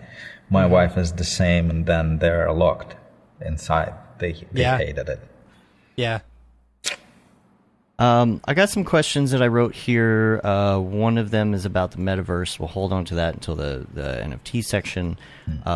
This one, it says super noob question. Any way to separate Redshift Bloom as a separate pass like in Octane? Yeah, stupid thing that they are not actually. Yeah. Can you not? Yes. No. Please bloody fix it, Maxon, now, or whoever. It's so silly. The only way you can do is by subtractive compositing, which is quite a painful thing. It's the opposite of rebuilding the beauty pass from passes, There are filters and special thingies. Not gonna lie, I never done it. I just know how it works. You subtract certain data from pixels to get what you need, so that way you can extract bloom, because it's not present in your passes, like diffuse pass, reflection pass. It's not there, but it is in your beauty render, right?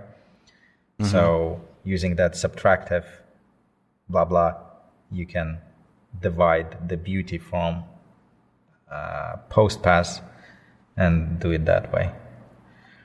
But if actually you're using here you go, I got a screwdriver again. Screwdriver, yeah. If you're using a proper compositing software like Fusion or Nuke, they have beautiful tools for custom-made blooms and flares and all that. I have heard that, yes. Big reason to switch. Any other non-related NFT questions in the chat right now? Just before we get to the NFT section, just put them in there. And in the meantime, we are going to do Mograph recommends, and this will be pretty interesting today, I think. We're basically going to ask you some of your favorite things and kind of find out like what influences you from different mediums. And the way we'll start that out is asking you what your favorite movie is. And these can be of all time or these could be recents. Avatar, hands down.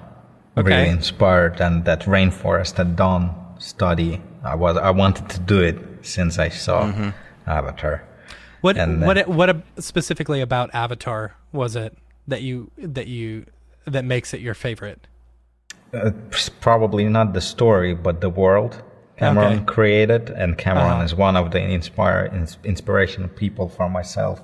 He's the driver of the industry with now Favreau, Cameron, Robert Rodriguez, who shot Mandalorian. Those people, they're driving their trend. Kind of, they're setting up the trends, they're dictating the future, hugely inspired. And if I ever have a chance to shake their hands, I will consider my life complete. Is there a part 2 coming out? Yeah. 2 and 3. Yeah. 2 and 3? Yeah, I think they've already shot both of them. Yeah, they will be here soon, as far as I know. What about TV shows? Rewatched Friends recently. Okay.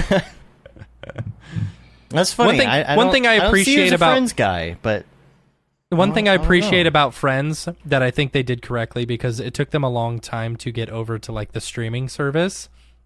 They went back and they remastered all of it to be in 16:9 versus 4:3 cropped. You know, and I really appreciated that. I think Seinfeld did the same as well. You know, Simpsons. The Simpsons stayed 4:3 the other way. The other way, right? Yeah, yeah. Instead of like adding on to 16:9, but like I don't know. I was really happy that they did that. Yeah, a lot of shows that you can appreciate, but I just don't have time. And Friends is something I've seen like numerous times, and I always, in terms of music that you listen when you work, it can be some soundtracks from movies, something not bloody dubstep or something, or AC/DC from powerful music, right? Or it will be a show or a movie that you've seen like hundreds of times playing on the background. It won't distract you because you don't have to watch it. You know what's happening. You know just what happens, listen to it. So Friends is one of those shows. That's probably why I'm rewatching it. It's actually, I guess there was an interesting study or something that was done, and they were talking about like why people like to put that stuff on. And besides, when you're working, it's kind of this, and it's not something you really have to pay a lot of attention to. There's something psychological when watching like The Office over and over, because you know how it ends. There's no drama. There's no, you're not on your edge of your seat waiting to figure it out. It's very comforting to know that like it's controlled and makes you feel home. I don't know. Right. Yeah. I saw somewhere that said when someone asks, "Do you watch The Office?" it implies that they never actually stop watching The Office. Right. They just continue watching The Office. That's true. Nice. The next one on the list is, and you touched on it for a minute, but music. Yeah. Are you the type of person that listens to one type of music when you work and one type of music when you don't work, or is it all just kind of the same thing? No, I'm super mixed. One track can be AC/DC, the next one will be some Russian rap, the next one will be some French trash. I don't know, something. A total mix of different genres. Thought you were gonna say you listen to the French Monkey. Yeah, the French Monkey is brilliant. Yeah. Big fan. Yeah. Yeah. haven't talked to that guy in a while. I think he was on earlier. earlier. Yeah, he was in the chat at the beginning. Yeah. Something else I was going to mention when we were on TV shows, and I forgot, is I guess there's an I Am Groot animated series coming to Disney. Oh, really? Marvel Studios. Yeah. Yeah. They just announced a whole bunch of new stuff coming to Disney Plus. So I think Kirsten Lepore, I think she had something to do with it, because it was kind of a vague Twitter thing, like, oh, now the cat's out of the bag or something. Like, I don't know if she's involved in it or what, but her, she did. What did she do, Matt? You know who I'm talking about? Yeah, right? it was the Hey There or something. What is it? The naked dude with the butt and is like, hey there, friend, or whatever. Yeah. But she also did stuff for Yo Gabba Gabba. What else did she? She did something else animated. Was it? Oh, the episode of Adventure Time with the claymation stuff. Mm-hmm. And I think she's involved in that project too. It's a weird story. I just happened to run into her in real life in Austin one time, just in passing at a convention, and was like, "Aren't you Kirsten Lepore?" And she's like, "Yeah," like kind of creepster-ish. like how do you know who I am? I always wanted her to like come on the show and talk about like claymation and stuff, because like that's her main thing, and it's just such a beautiful art form still. And kind of like when we had God, my mind's blank. Coraline. Mm-hmm. Yeah, I know what you're talking about. Yeah. What is my problem? I'm getting old. Yeah. I don't know. I just thought that would be fun. So I don't know what her involvement is, but I'll put a link to that in show notes. You can check that out. That's next thing on this the list, streaming thing. You just talk for so long, then you forget what you were. Why am I saying this? Why am I here? Yeah. What is your? Do you listen to podcasts while you're working as well, or no? Because I don't know. It's probably that information perception thing. I have to listen then, and especially if it's something interesting. I won't be working. I have to listen. Mm-hmm. So it has to be something I already know. Then I can listen to it. Yeah, that makes sense. And what about your favorite plugin? It can't be a render engine. It can't be Clarice. It's got to be like. Do you have a go-to plugin? From recent ones or what? It could be either. It could be either or. Well, for Cinema 4D, I quite enjoy the Quad Remesher. Yeah, it's a good one. Had to. So if you know what my work, I'm a hard surface guy usually, and suddenly I had to bloody model a sneaker. Nice. so Quad Remesher was a big helper in this process, and finished the task. I'm actually trying to switch from being a hard surface guy to a character. Kind of involved. Yeah, that's why I'm doing sculpting now. Characters are so tough, man, and I just every time I work with a character animation, I'm just like, I just don't think I could do this full time. Yeah. It's not, I don't know, something doesn't click in my head. I can't figure it out. Some people are just so good at it. It depends on what type of characters. I actually found that I'm good at likeness sculpting, I can sculpt you both. It will look the same, which is quite interesting. I didn't absolutely expect this, but you just learn the anatomy of the face, some bones, and then you can bloody just do it from scratch. You just know how the face is built, the proportions, and then you can look at the photo here, and just recreate the faces. I'm actually not interested in that. I'm interested in creatures, something fantasy related, not realistic. Tori Bryant. You're so funny. That was still fucking crazy. Was driving me nuts. Tori Bryant was the person I was thinking of. My head. Oh, okay. What about the rigging and stuff of the characters, though? Like, how do you? What is your resource for getting into more advanced rigging, weighting, all of that? Because that's the part where my mind just like. I don't know yet, mate. but I'll find it out and I will record a video about it, how I overcame the challenge. I'm probably my strongest suit is nothing I'm doing or whatever skill set I have, but I'm not afraid of any shit. I actually have no fear right here. Nice. Yeah. That's good. What about app? If you're on your phone, what is your go-to app right now? YouTube Studio. Okay. That's cool. Did you get one of the did you get one of the silver YouTube 100,000 subscribers? Oh, yeah, it's there. Nice. Hanging on the wall. Yeah, EJ just joined that list. Just joined that list of people who hit 100,000 subscribers. It was a funny story with this one. Sometimes in UK can be super advanced in terms of deliveries and availability of things. But with this button, I was waiting for it so badly. It was like, oh my God, YouTube button. I'm gonna get it. Oh my God, YouTube button. And then I'm receiving a bloody really expensive electric wakeboard something. The surfing board, you know? And I'm like Googling, it's $7,000 worth board. And I'm like, should I leave it or should but then I want my button more, so I just returned it and got funny. My button. Did you have to pay for the button? No, it's free. Oh, okay, that's what I was gonna say. I was pretty sure it was free. Yeah.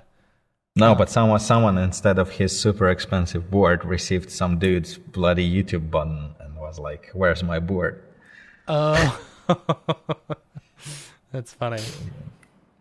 I don't know. I think I'd keep the. I think I'd keep the YouTube thing personally, but.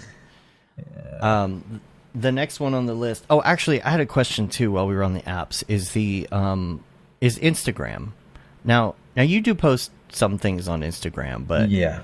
And so you're on there. Some people aren't even on Instagram, and I'm curious, like with the way things are going right now into NFTs, and obviously Instagram's still around. But what a lot of people talk about is the fact that your engagement on Instagram is what?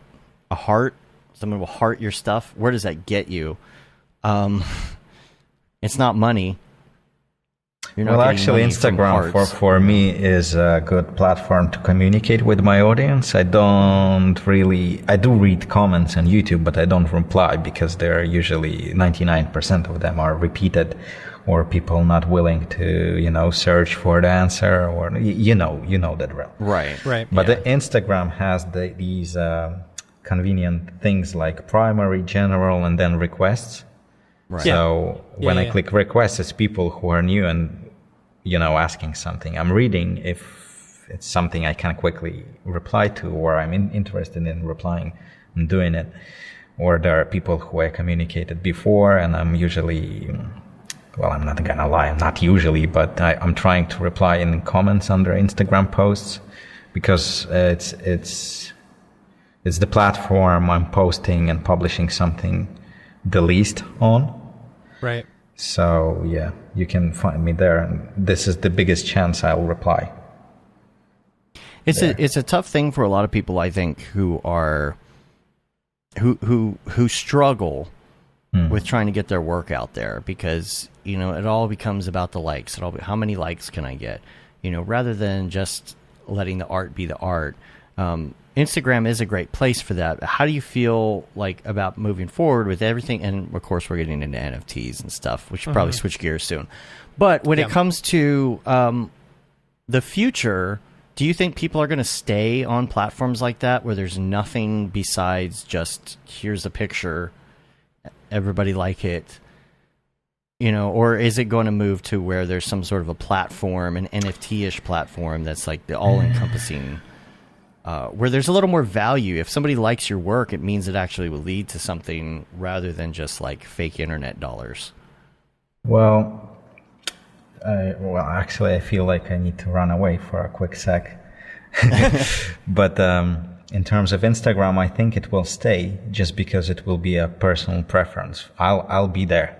I mean, I just like the kind of form factor of Instagram. I like having my works there.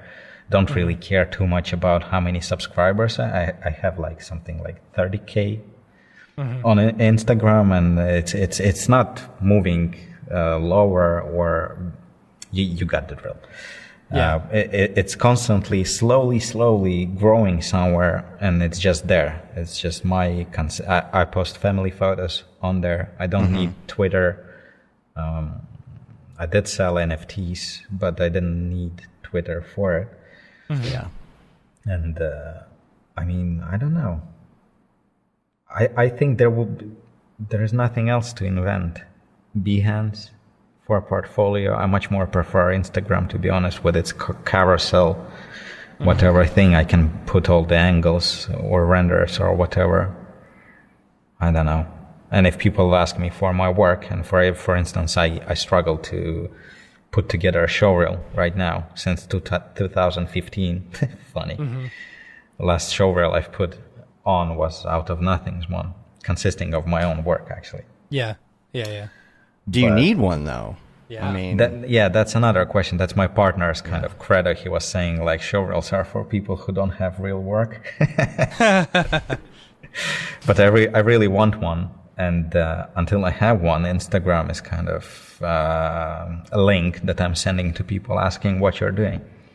It's an easy explanation of what I'm doing. There are some behind the scenes, there are some works, some breakdowns, some family life as well, you know. And I feel like that helps too. Some people do both. Some people will have an account just for their family and one just for their work, which that's kind of how I do it. But at the same time, there is something to kind of mixing it together. I think Barton actually is the one who was talking to me about this in the first place. Was he has an account that's like already been chewed, and it also just has a mix of like his personal stuff on it, and it's something that reminds clients that you are a human being. You're not just a person, a factory pushing out content. But then it comes down whether you are a solo guy or you're a brand, you're a company. You can't put. I can't put. If I'll be, positioning myself as a company, I can't put my kids in there because it wouldn't make sense. But I can put some team events, going to pub, drinking beers, Las Vegas nights or something. I can put it on there. Yeah. Last question in this section is your favorite life hack, and the example we always give of the life hack is Mitch Myers says you turn the toaster on its side for some bomb-ass grilled cheese. Now, it doesn't necessarily have to be the type of life hack that's like gimmicky or whatever. It could be like a time management thing, productivity, that kind of thing. Do you have any hacks for people? Get up at 5 in the morning. Ooh, what time do you go to bed? Yeah. 10 with my kids. Okay. Earlier if I can. So 6 hours of sleep. Yeah. Right? No. More. 7 hours of sleep. 7, yeah. Math is hard. But I mean, you could time shift that, right? Well, you're not necessarily have to be consistent in it. Like I'm not, because there are different projects. I don't know. You need to you can. That's it. That's my limit of talking. You may have circumstances where you need to, stay for a night and deliver something urgently for the morning. Obviously, you won't wake up at 5 then. Right. So it can shift, but if you can do like 3, 4, 5 a.m.s in a week, oh my God, you will be surprised. And is that because like nobody's bugging you at those hours? Is that no emails? No one's bugging you, and you feel like there's that mysterious energy, like similar to after the gym, you feel like, oh yeah, I'm a badass. Yeah. And at 5 a.m., when no one's awake, you're ahead of the world. You're. By the time actually people start to get into meetings at 12 p.m., you're already done. Your day is done. Yeah. End with the meetings instead of worrying about getting them out of the way to get to the project you had to work on. Yeah. Might have to try that. There's the book that inspired me to this called literally 5 a.m. Club by by Robin Sharma. Okay. Really good, highly recommended stuff. I find that the best time for me to start trying to wake up early is during one of the time changes, because we just switched over. We set the clocks back, and rather than starting work at 9, I've been trying to start to work at 8. Yeah, because my body was already used to that. So I'm really trying to go a little bit earlier, even though I was very much not an early person before. It seems to help just a little bit, because by the time, like you said, noon rolls around, whether it's meetings, lunch, whatever it is, you actually feel like you got something done. Yeah. Because I was at the point where, I would start working at 9, and within an hour, Matt's like, because he was getting up. What time are you getting up? I get up around 7. 6:37, depends on when my kid wakes up. So it's like, I felt like by the time I sat down and started working, Matt's like, all right, I'm going to lunch. Yeah. I also eat lunch at like 10. Yeah. Yeah. The thing with me, I have to wake up before they do, because then it will start to be like, my wife won't be offended, but then it will start, can you help? Can you bring? Can you do something? No, I can't. I have work. So you have to do it before everyone wakes up and get out of the house. Yeah. Yeah. Yeah.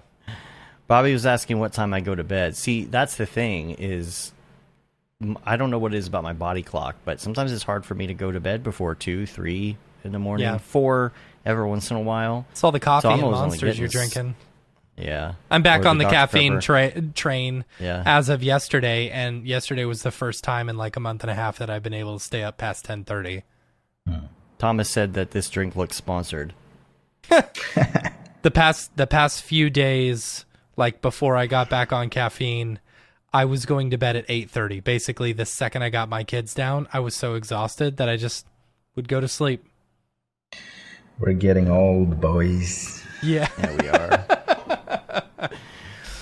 So, we've been on for a bit here. We should probably go to the drop, because we can I leave you for a couple of minutes? Go for it. Absolutely.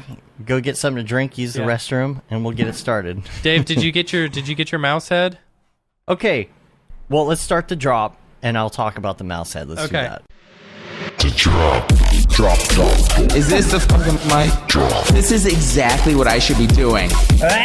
What's up, and welcome to this week's episode of The Drop, your weekly source for all things NFT and crypto art, as well as upcoming drops by notable people in the Mograph industry. I'm Matt Milstead. Joining me, as always, is Dave Koss. Joining us this week is an empty chair that used to be Andrey Lebrov. He'll be back in a second. Yeah. If you are just joining us on The Drop only, this is part of our regular podcast, the Mograph podcast. Yes. Andrey is using the restroom. We've been talking for hours, and we're going to talk about some NFT stuff now. And so we'll start going over this before he gets back. Number one, the Dead Mouse collection is out, and I do not know. I went through the motions. I did the thing. It said it was good, and now I don't know what to do. It should be in your MetaMask. Look in your MetaMask. Where would I see it in my MetaMask? Click on your MetaMask and then go... No, never mind. Where is it? Because it said I was supposed to see it after that, and I did it, and I went through the motions. It still says I own Matic. Okay. Do you have it on your phone? It says already claimed, so it sounds like it's claimed. I just don't know where to see it. Go to OpenSea and connect your MetaMask wallet. It should be in there. Okay. Yeah. See, and this is the thing. Even knowing about NFTs, I think this is something that is going to work itself out. This is a great topic of conversation, is that it is complicated. So, for example, many of you probably know that Beeple was on Jimmy Fallon this week, right? Yes. Jimmy Fallon said, I bought myself a Bored Ape. And it's like, okay, do you think that Fallon figured all of this out himself? Yeah. Or did he somebody show seemed him very how to do confused about what it was called, so I'm going to... He hesitated a bit when he was saying he bought a Bored Ape, Yeah. And I'm pretty sure he just called up his broker and was like, hey, buy me a Bored Ape. Yep. So he went through the motions, and I think what has to be fixed in order for people to really be able to do something like this is there has to be some sort of streamlined process, some normalization, some standards that are set, everything so that your grandma can buy an NFT. It is not to that point because, for example, the amount of work that you had to go through just to be able to mint this thing. Yeah, I mean, here's the thing. It's not that I don't understand it. It's that you have to be ready for it. It's like, oh, I have to buy this at 1 o'clock today. I have to move money around. I have to do this thing. I have to check the gas fees, and then I want to do it in some Polygon. Yeah, all of that, right? So it's just such a hassle, and I don't know what to. Even right now, it's like, okay, now you go to check OpenSea. I'm trying to connect my wallet. It's not doing anything, and I'm trying to do a show. So I'm just gonna ignore it for now and hope that I got my. I'm sure you got one. It said already claimed, so I think it worked. I think it went through. I just don't know where to see it. And even with like Nick Smearballs, he's the one who put this whole thing together. He did a freaking fantastic job, dude. I am. What's crazy? So I went on to OpenSea to see the ones that have already been purchased by people. You know. And so, like, just seeing it on OpenSea, it's gorgeous. The work is excellent, you know? Yes. But you click on one of the items, and what's interesting is they don't show you the image of the picture. They show you the GTLF or whatever, GTFL or whatever, the 3D one that you can spin around and look at. But then you've also got a still image that's super high resolution, you know, that looks really nice. Yeah. So he did these renders in Octane. I'm assuming we can talk about this. He popped in our Discord the other day, and he kind of gave us a rundown on what he did. And I'm like, look, you've got to come on the show and talk about this in detail because it is so cool. But what he's doing is he did the renders for these individual pieces in Octane. But also he used this special software that did these down conversions and polygons and still made them look good. You know, so that you would get this GTL, what I call it, the GTFO file. Yeah, the GTFO. The GTFO file, where you have access to the 3D version of that, and you can bring that into the metaverse, and you can use it as a game character or whatever that is, right? Like, I don't really know what I'm going to do with it right now. I know I'd probably use it later for something, but I love where this is going, and I love the way he put it together. He really thought it out and really went through to make sure that there weren't any issues like with mechas, right? Where things like look too similar, or certain pieces or backgrounds don't go with each other correctly, you know, all of that. So he just did an absolutely great job, and he put a great article together on Medium about how to go through the process, and it stepped me through it, and it was great. But still, even with all of that, it's like, this was so complicated. It's such a pain. Yeah, it's such a pain. You know, and I bought, that's why I was really excited when Render announced that they were moving to Solana, because Solana was easy. Solana, buying stuff, like, I bought the Bone World stuff on Solana, and that was so simple, because I went onto Coinbase, I bought some Solana, I transferred it to my Phantom wallet, you know, for next to nothing, and then I was able to purchase, you know. That's nice. That was very nice. But Dave, I'm looking on your wallet right now. I don't see anything. I don't see it. Yeah. But it says I claimed it, so it's somewhere. I don't know. Somewhere. I'll figure it out after the show. Somewhere. See, this is what I'm talking about. Why? Yeah.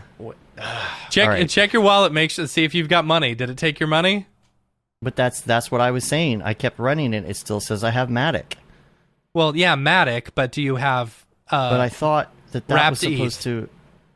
I mean, I did all of it. All right. And I did it, and it said that the transaction was completed. Okay. And then I was supposed to see it after that. And then I ran it again. I don't know. Could have been an error. But this is what I'm talking about. Like, this process isn't ready. Yeah. Where is all of this going to come when everything normalizes? When NFTs I don't think the process is that bad, to be honest. I feel like there's a question in the chat. Like, do you have to have like a good work, or have to be popular to be able to sell? That's a good question in my opinion. I think the people who are successful in NFTs are the ones who are very much a part of the community, of the NFT community, who are what, like, and that was a big thing, you know, back in February, March, when people within our industry were like, oh, I can sell my artwork finally, awesome, and make some money off of it. Let's do it. It was the people who who continue to stay in that group, in that community, instead of just looking for a quick buck, who ended up becoming really successful in that space, I think. You have to market yourself, and that's tough to do. We always talk about, gimmicks help. A lot of people have done these little gimmicks and physical pieces, and that helps. And it's like you're either going to do that and you're really going to push your own marketing, or you're already famous. Let's be honest. If you're already famous, it's easy. Yeah. Even famous have to put some presentation into it. I think it's all about presentation. It was, at some point, it was all about hype. I mean, it's controversial works that attracted like huge, humongous money, right? We all know what I'm talking about. But then there are stories and presentations about like people. He have a obvious story, right? He didn't have to necessarily put a presentation together, but there's a story, there's background. He is the presentation himself. And now I think hype is gone, right? And NFT is not only for individuals. We see teams collaborating, putting like that thing you mentioned, deadmau5. Put a collection of those deadmau5, 5,000 variations, avatars, whatever. They're not the only ones doing that. If you would Google, there will be a lot of collections of those avatars out there, and it's teams collaborating. Businesses are going into NFTs, and it's a really interesting future around it. So, like with any work, like back in the days, you had to put a good, and still do have to put a good presentation around your work on Behance, for example, where you describe your project, your work that you've done, a case study, right? You have to explain it to audience. Same with the drops, same with NFTs. You have to explain why collectioner, whatever, have to buy your work. For example, I sold 2 NFTs, but I didn't market it. I didn't put a presentation. It was just out there.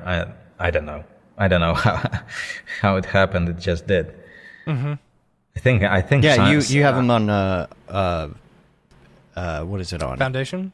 Foundation, right? Yeah. Simon, after our interview, he invited me on Foundation. I've put some works up. One went in about a month time. I didn't market it.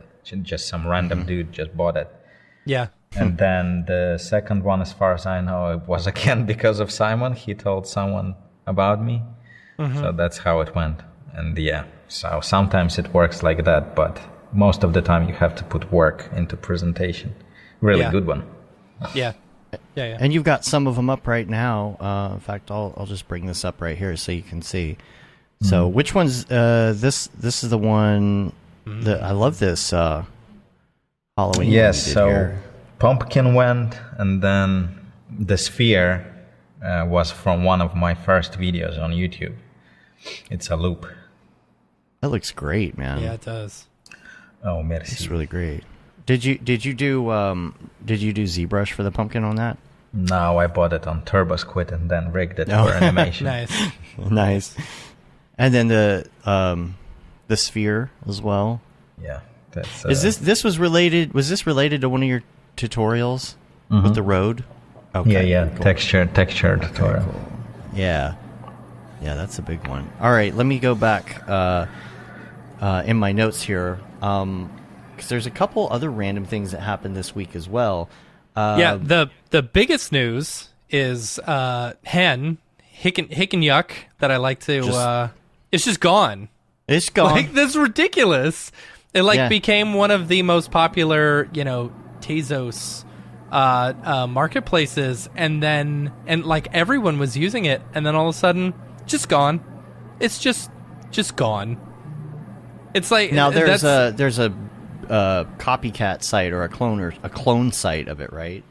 Yeah, but what about all the people who posted stuff on there? I mean, I don't know. I'm confused about it, but man, it's crazy. It's crazy that it's just gone. I've never heard of that happening before. I've heard of rug pulls and stuff like that with people doing collections, but for a whole site just to be gone, a whole marketplace. I don't know. And that's the problem that you run up against. These sites come up, and you're like, okay, well, how much should I put into this? How much effort should I put into this site if everybody could just disappear at any given time? Right. Like Tokyo Megaplex was doing, he started doing this whole collection of things that he was, putting up there and selling them and stuff. And it's like, it's just somebody gone. made a joke that Tokyo Meg should actually just take over. They should just give the site to him. They should, yeah. I forget who that was said that, but that's funny. So I don't know. I haven't heard much info on that. It just kind of came up, and nobody seemed to have any info as why. Yeah. So maybe something has happened since I read that in the last couple days, but that's all I know about it. So yeah.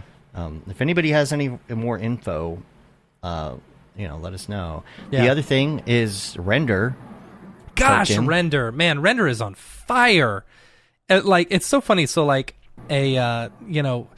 after selling my Beeple piece and, keeping track of stuff is okay, my taxes are going to be a lot. So I put some money aside for my taxes, and I just put it in, a small investment account to let it, gain a little bit of interest to help me cover my taxes. And I was about a month ago, I was like, Render's pretty stable right now. I wonder if I could throw all that into Render and just, see if it goes anywhere. Because it was about 89 cents. It was hovering between 89 cents and $1 and stuff like that. And I was like, I wonder if it'll go anywhere. Had I done that, I would have quadrupled my money over the past week and a half, which would have been awesome. Hindsight, is that yeah. on Render? Yeah. That is Render, yeah. So the Render tokens right now, it was 89 cents. It's up to $4.77, which is crazy. I think this big announcement moving over to Solana and stuff has really helped, as well as I think they got on another marketplace. I'm hoping that this really grabs some attention from Coinbase and stuff like that, and they can get onto Coinbase. That'll make things a lot easier within the Render world, being able to buy and sell on Coinbase. But right now, with the price that it is, so you can buy 4 Render tokens for explain this. Okay, so it's funny. So if you're set up as a Render node, which I am, and I've got three different computers that can render on the Render network all at the same time, right? So if you're set up as a Render node, right now, I can go onto the Render site, submit a job, and say it costs me €1. So I spend, €1 to get 4 Render tokens, which is technically the equivalent right now of almost $20, right? So if that job gets sent to me and I get paid back 1 Render token, then I basically make money off of it. So it's interesting. I'm sure they're going to adjust the scale, eventually to adjust for Render token payouts and stuff like that. They're probably going to lower the Render token payouts, but it'll be right now it's pretty awesome.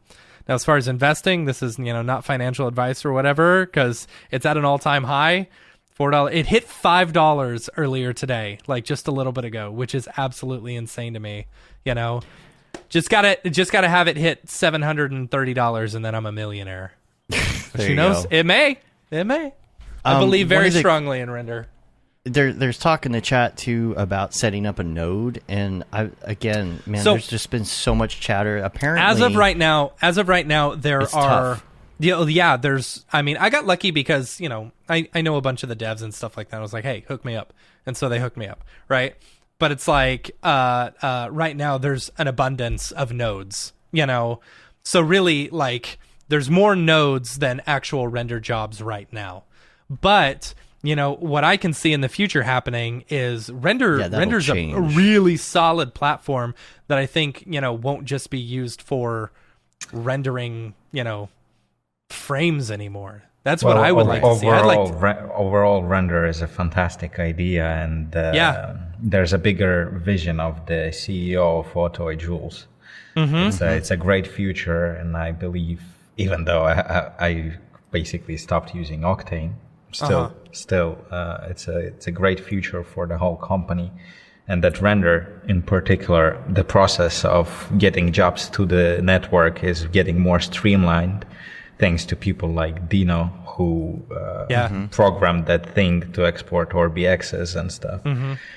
And then, as you said, I'm actually surprised it didn't take off and there are not as many jobs on the network, But then it also comes to the limitations of Cinema 4D again. Because I read some stuff that developers of the plugins for Cinema 4D are saying, and there are some things that can't be baked because of the cinema, not Octane, to Orbex. I made a tutorial, a big one, about baking particles to Alembics and then exporting to render network. It's all a big additional hassle. But once that's sorted, I think it's a fantastic tool. You literally need, that work I did with the paper castle and wrapping? Mm-hmm. That was all made. Oh my God, Dave. I want to see that one. It basically was fully developed on a Razer laptop. Right, and then rendered the final ones on render farm, the local one that we had in the company. But with the working concept like render network, you could only have a laptop and be a fully functioning badass artist on the go. You just develop the project on your really capable laptop, then send it to render. That's it, you're done. Your super big budget production is done. Yeah. Is this the one? I think is this the one here? I think right now, with the right now you're just able to render Octane jobs and stuff like that. But it's in their pipeline or in their plan to eventually bring on Arnold renderer, and I'm sure Redshift is just behind that. And anything that that's a Hydra delegate, will be able to be rendered on render, which is insane to me. It's like, that's the future. Decentralization of the, rendering and paying people to do it. That is the future of this. And that's be another kernel, right? Just be another drop down. Yep. Yeah. And you can mix and match, and like Bobby was saying in the chat, render integrating C++ and OSL shaders into Solana NFTs. That's going to be huge. That's going to be a huge thing. Gamification of NFTs. Absolutely. The gamification of NFTs, like that is going to be, that's like POC level stuff, for us newbies who don't, get into that stuff. But being able to write OSL shaders in C++ directly into, like, say, C4D or into your Orbex file, and then be able to render all those on the render network and they adjust with it, that's gonna be killer. I can't wait. Yeah. So that's so exciting and depressive at the same time, to be honest. I feel a bit left out. I used to know everything about Octane, and now, I'm just starting to feel like, missing out on things. Yeah. I think it was Vernon we were talking to in the Discord who had the other day, who had gone away from Octane, went to Redshift for a while, and now I'm back in Octane. He's like, wow, there's so much more here now. There is. Yeah, that's what I'm saying. It's so much more developed, and the auto is actually listening to. Yeah. To people, they're integrating all of it, like Aces. Aces is not working properly. Here you go. Fix. Yeah. Features like crazy. I think after version 3, there was like a lot of anger after version 3, because I feel like we expected a whole lot more, and we had Jules on the show a little bit after that, and we kind of, I feel bad, but we kind of, got onto him about some of this stuff, and since then he's been extremely active, in our community, in the whole community, motion graphics community. A great, he's a great guy, and I'm super happy that he is so active. Being able to see that from a CEO and stuff like that is very, very cool. And I'm excited to talk to him about NFTs in a couple weeks when he's on the show, because, man, that conversation, the metaverse, all of that, gosh. Yeah. That's going to be a fun convo. Yeah, it will be. I have the question that I saved from the very beginning of the show. Question for you, Andrey, is how much change do you think the metaverse will have on traditional 2D and 3D digital media? Will there be a huge shift from showcasing our work on monitors to VR headsets or what have you? Wow. I don't know. It's hard to say. There are so many of those metaverses, and it's really confusing topic since VR headsets became a thing. It's really confusing. And what do you think of the metaverse, though? Like in general, I guess would be, well, something like Ready Player One would be amazing, obviously, but I'm not seeing it working unless something like light fields would become a thing. Yeah. Or something like light fields to become a thing, we need something like render network to bloody function on its full potential, and it's basically the base of Jules' vision for the future. Mm-hmm. Right. And for me, ever since VR headsets became a thing, it's not for me. I don't want to wear anything on my head. I feel discomfort even now with the headphones on my head. Mm-hmm. But with the VR headset, it goes even further. I feel sick. Mm-hmm. I was one of the first ones to buy those expensive. Not HTC. Who was the first? The Vive. Vive, yeah. Yeah. I bought the first one. Was super excited, but the only thing I didn't feel sick of was the Google Earth thing. Mm-hmm. Where you could actually see where you're going, and it's not moving. So your don't know the English words, but your subconscious knows and predicts the environment. Right. But if it's a space shooter, and there's the thing is moving around. This connection between what you're seeing and what you're feeling, I feel like, no, please don't stop it. Yeah. Whatever that is in your inner ear that connects to your brain. Exactly, yeah. I feel physically sick. Yeah. So there is no metaverse for me unless this little thing is sorted, and stuff like light fields and those panels, like holographic, basically panels. The holographic panels are going to be insane. I can't wait for that. You can turn your room into the streaming holodeck. Holodeck, basically. And if it will become, if everyone would be able to afford it, if it would become consumer-friendly installation and all the logistics behind it, then we can talk about metaverse, and then we can talk about changing the traditional ways of showcasing our works. But in terms of artists, everyone's already ready for it. I mean, all that NFT stuff, it's going there. I mean, Nike and companies like that starting to design virtual shoes. Why is that for?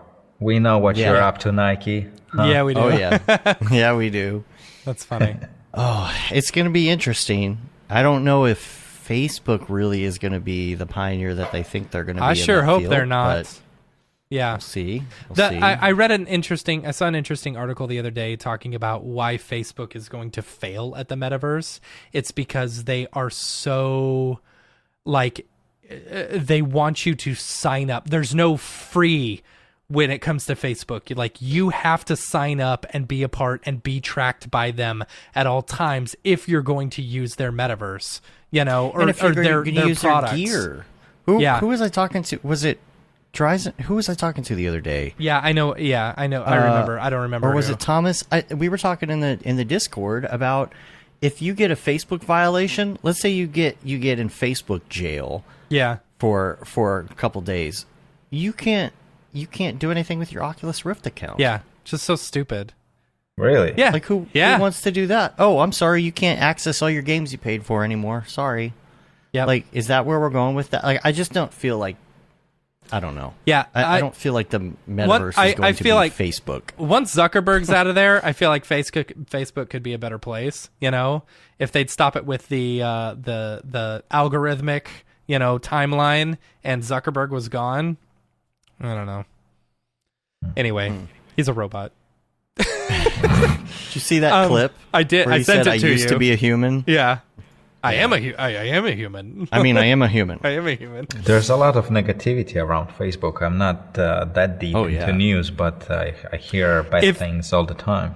Oh, man. Yeah. It's so bad in the U.S., too. Because, the algorithms determine what drives what will drive your engagement. Your engagement, and that's anger.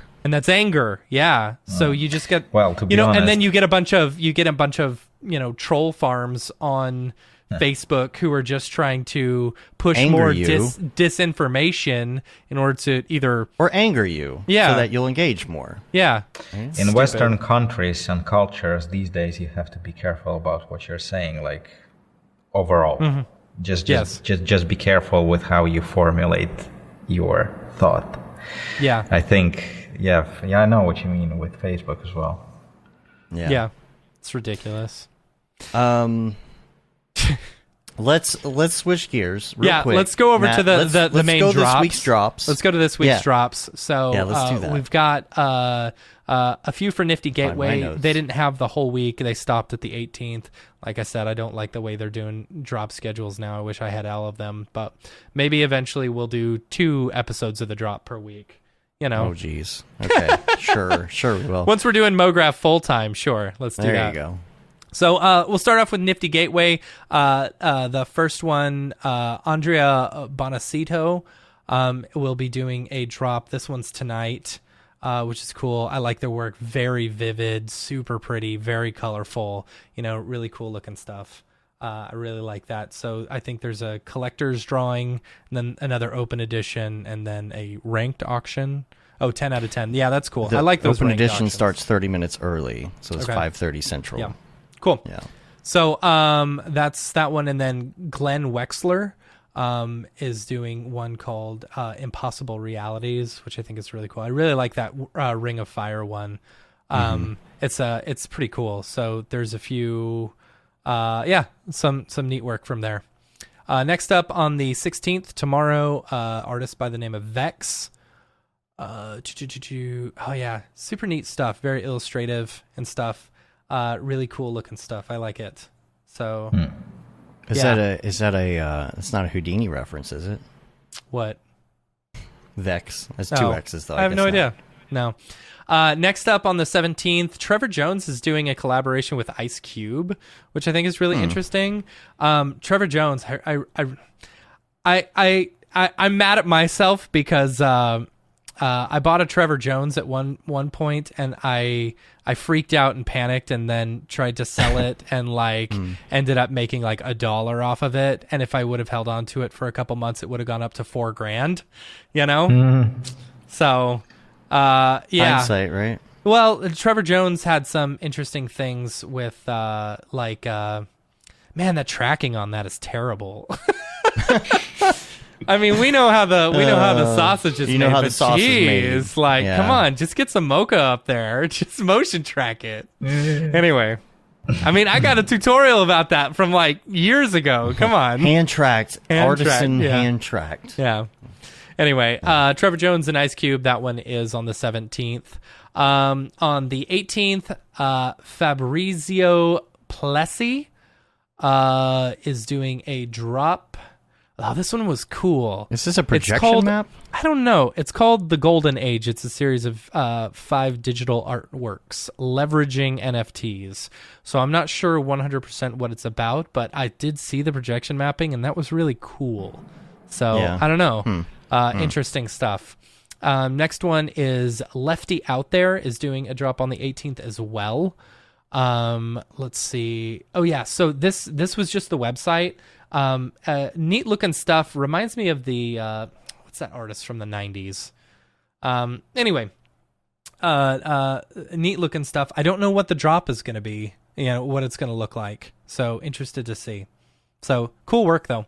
Next up, we've got Maker's Place tomorrow on the 16th. Bert Musketon, I believe. Cool, little pop culture type things. References to pop culture and stuff.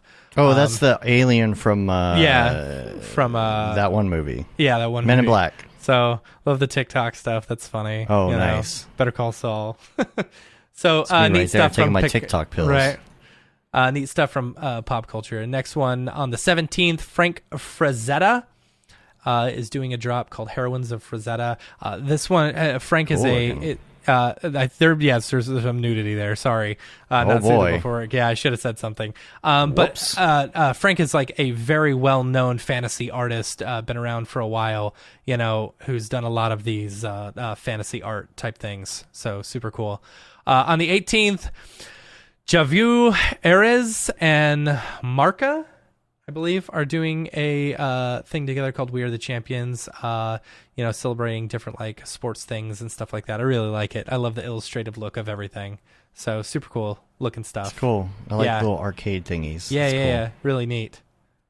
Very detailed. I like that. So that's all I've got for the drops for this week. For community drops, Billy Gurnge is going to be doing another drop sometime this week. He wouldn't give me any information at all. No information. But his super rare drop was great. We were all on the Discord cheering him on. Yeah, it was super cool. So last week he did his super rare drop, and it ended up getting to 11 ETH, which was super cool. So congrats to Billy on that one. Very, very cool. And then I don't know if we mentioned it, but Ryan. Ryan Talbot also sold another one of his pieces along with his series of stuff.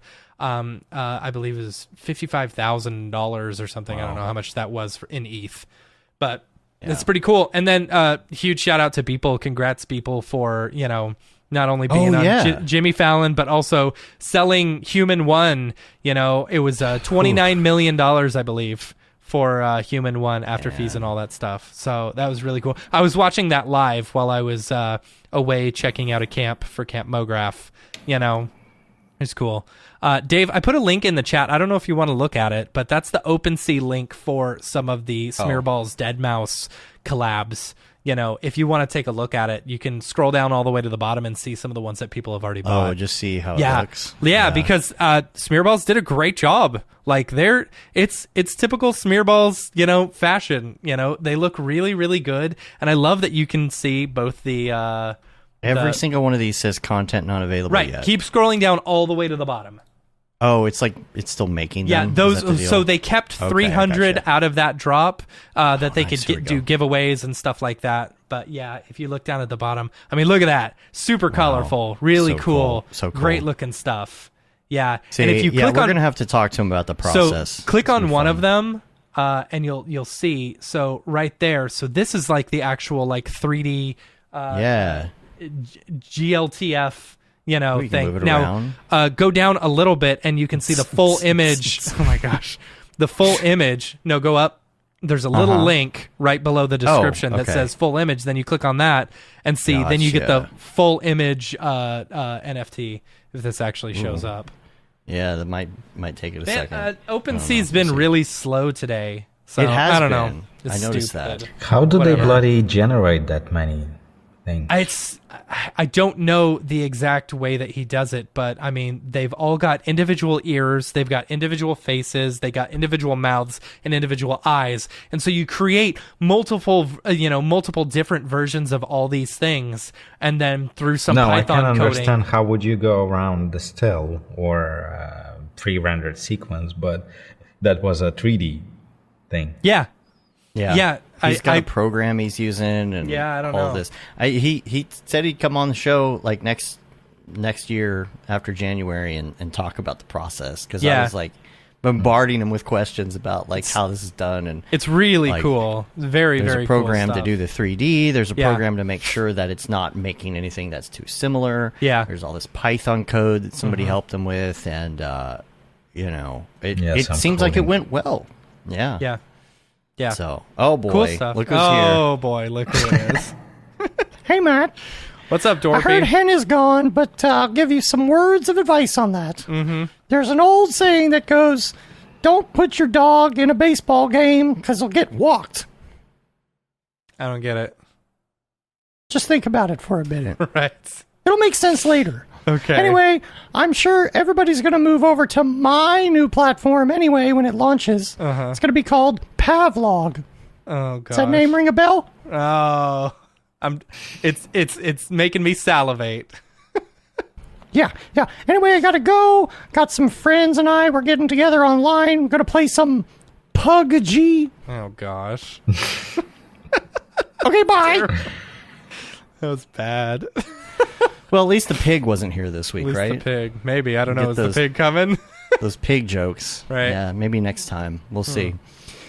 Did we cover it? Man, that was a lot for the drop today. That was a long show. Yeah. So yeah, let's go back to the regular show. For anyone who has any drops, if you want to shill it on the show, feel free to reach out to us, info@mograph.com, and we'll give it a looky-loo. 30 All people right. left the chat. That's hilarious. all right, let's go back to the regular show. Here Go we back to the regular show. To drop. Drop. Is this the fucking mic? This is exactly what I should be doing. Thank you so much for being on the Andre, show. thank you today. so much. Yeah, Thanks great. for having Long me, guys. show. It was really good to meet you, over Skype and stuff. And Yeah, talk shop. same. Yeah. Because Clint was, so many amazing guys. At least Yeah. now I know some of those guys. Appreciate We're it. gonna have to hang out in real life and grab a beer or something like that at some point. Or maybe we'll come over there. Yeah. If the country will let us out. Yeah, get right. over there. Do some sort of European meetup or something. Yeah, we got to. The Mograph Euro meetup. Let's do it. The Iceland meetup, right? Well, we're going to do an Iceland, Iceland. We'll do Iceland, and that'll be more of like a rest and relaxation. Or maybe we'll do that on the way home after we do the massive tour, right? But we'll start off in the UK, maybe head down to Paris, Barcelona, I don't know, everywhere. I would really much want to visit US, to be fair. All right. Then we'll bring you in for like camp or something like that. How about that? That Burbank, is that area of Yeah. LA or something? Yeah, I heard. I Yeah, have a few just south of companies LA. I want to visit there. Yeah. There you go. Yeah. If you can Should make come it out. next month, come on out. Yeah. Nah, not next month. Next little year, while. maybe. Yeah. Yeah. Don't worry, we got plenty more meetups that'll happen. So Yeah, totally. but yeah, if people want to find you online, where can they find you? What's the best place to go? Well, YouTube would be the most colorful place to find out what I'm doing. It's Andrey Lebrov. That's it. Easy enough. Instagram the same. Andrey Lebrov. Cool. And well, sometimes at this point we asked about upcoming projects, but we already know it's a big secret. It'll be a couple years. So Well, some studies, from personal ones, some studies will come in the beginning of the year, I think. I want to sculpt some stuff, something related with characters, really want to switch to that. I really always wanted to do something concept, something where I would be able to direct mood, but concept is not final pixel. I want that Hollywood level imagery. Right. And I already know how to create landscapes, already know how to do hard surface, all that kind of stuff. Now the last gap is characters from A to Z, from sculpting to rigging. And that will be fun.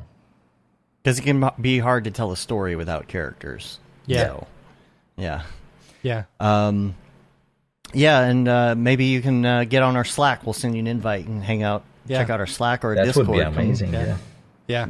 Hop on video with us in the Discord. Say hi sometime. We're all nerding out on there all the time. So I appreciate you guys. staying up so late, by the way, as well. yes. Oh, thank you. Oh yeah, I won't be able to wake up at 5 a.m. tomorrow. That's Yeah. for sure. Sorry. Sorry. Yeah.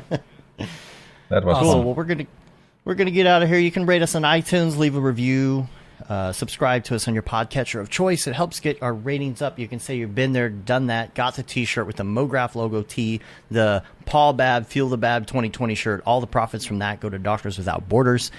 You can also get the Render Things T-shirt hoodie and long sleeve tee, and the That Render is Fire shirt, which you are only allowed to wear, ironically, unless you're Shams. Yeah. And then, of course, the Mograph Blandishment shirt, all that at mograph.com. And again, we are on Facebook, Twitter, Instagram, YouTube, TikTok, mograph.com. Come say hi. Come get an invite to the Discord. Come get an invite to the Slack. And we'll see you there. Yep.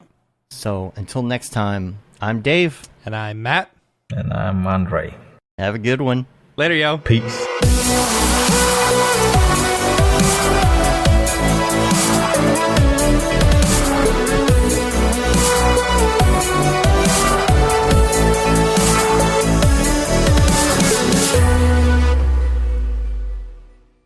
Pretty good, I guess. Mograph.com, an online resource for motion graphic artists. Start your week with the Mograph podcast. Industry news, interviews with your favorite artists, and terrible humor. Watch live shows and interviews from Mograph events like NAB, SIGGRAPH, Half-Res, and local meetups. Our Mograph Talks feature live demos and motivation from artists all around the world. Sometimes you gotta make stuff that you're not gonna put on your reel, and I'm not here to judge. What if Rick and Morty show up for the countdown at midnight? That's where I peaked in life, in my career. We gotta stop this thing, Rick! It's gonna kill us all! Hear from the people that create your software, design your render engines, and artists that are changing the face of modern motion graphics. You get that render done. Yeah, you better frame what? Mograph tutorials and online classes will teach you about Cinema 4D, After Effects, as well as other popular software and render engines. Throw in the HDR Studio, take the render settings, pick the HDR, put a reflection, and gorgeous. Branch into new software. Learn time-saving tips, techniques, workflows, and lessons that'll keep you up to date in the world of motion design. Oh, brother, those are some of my favorite elves. I love projects that scare me.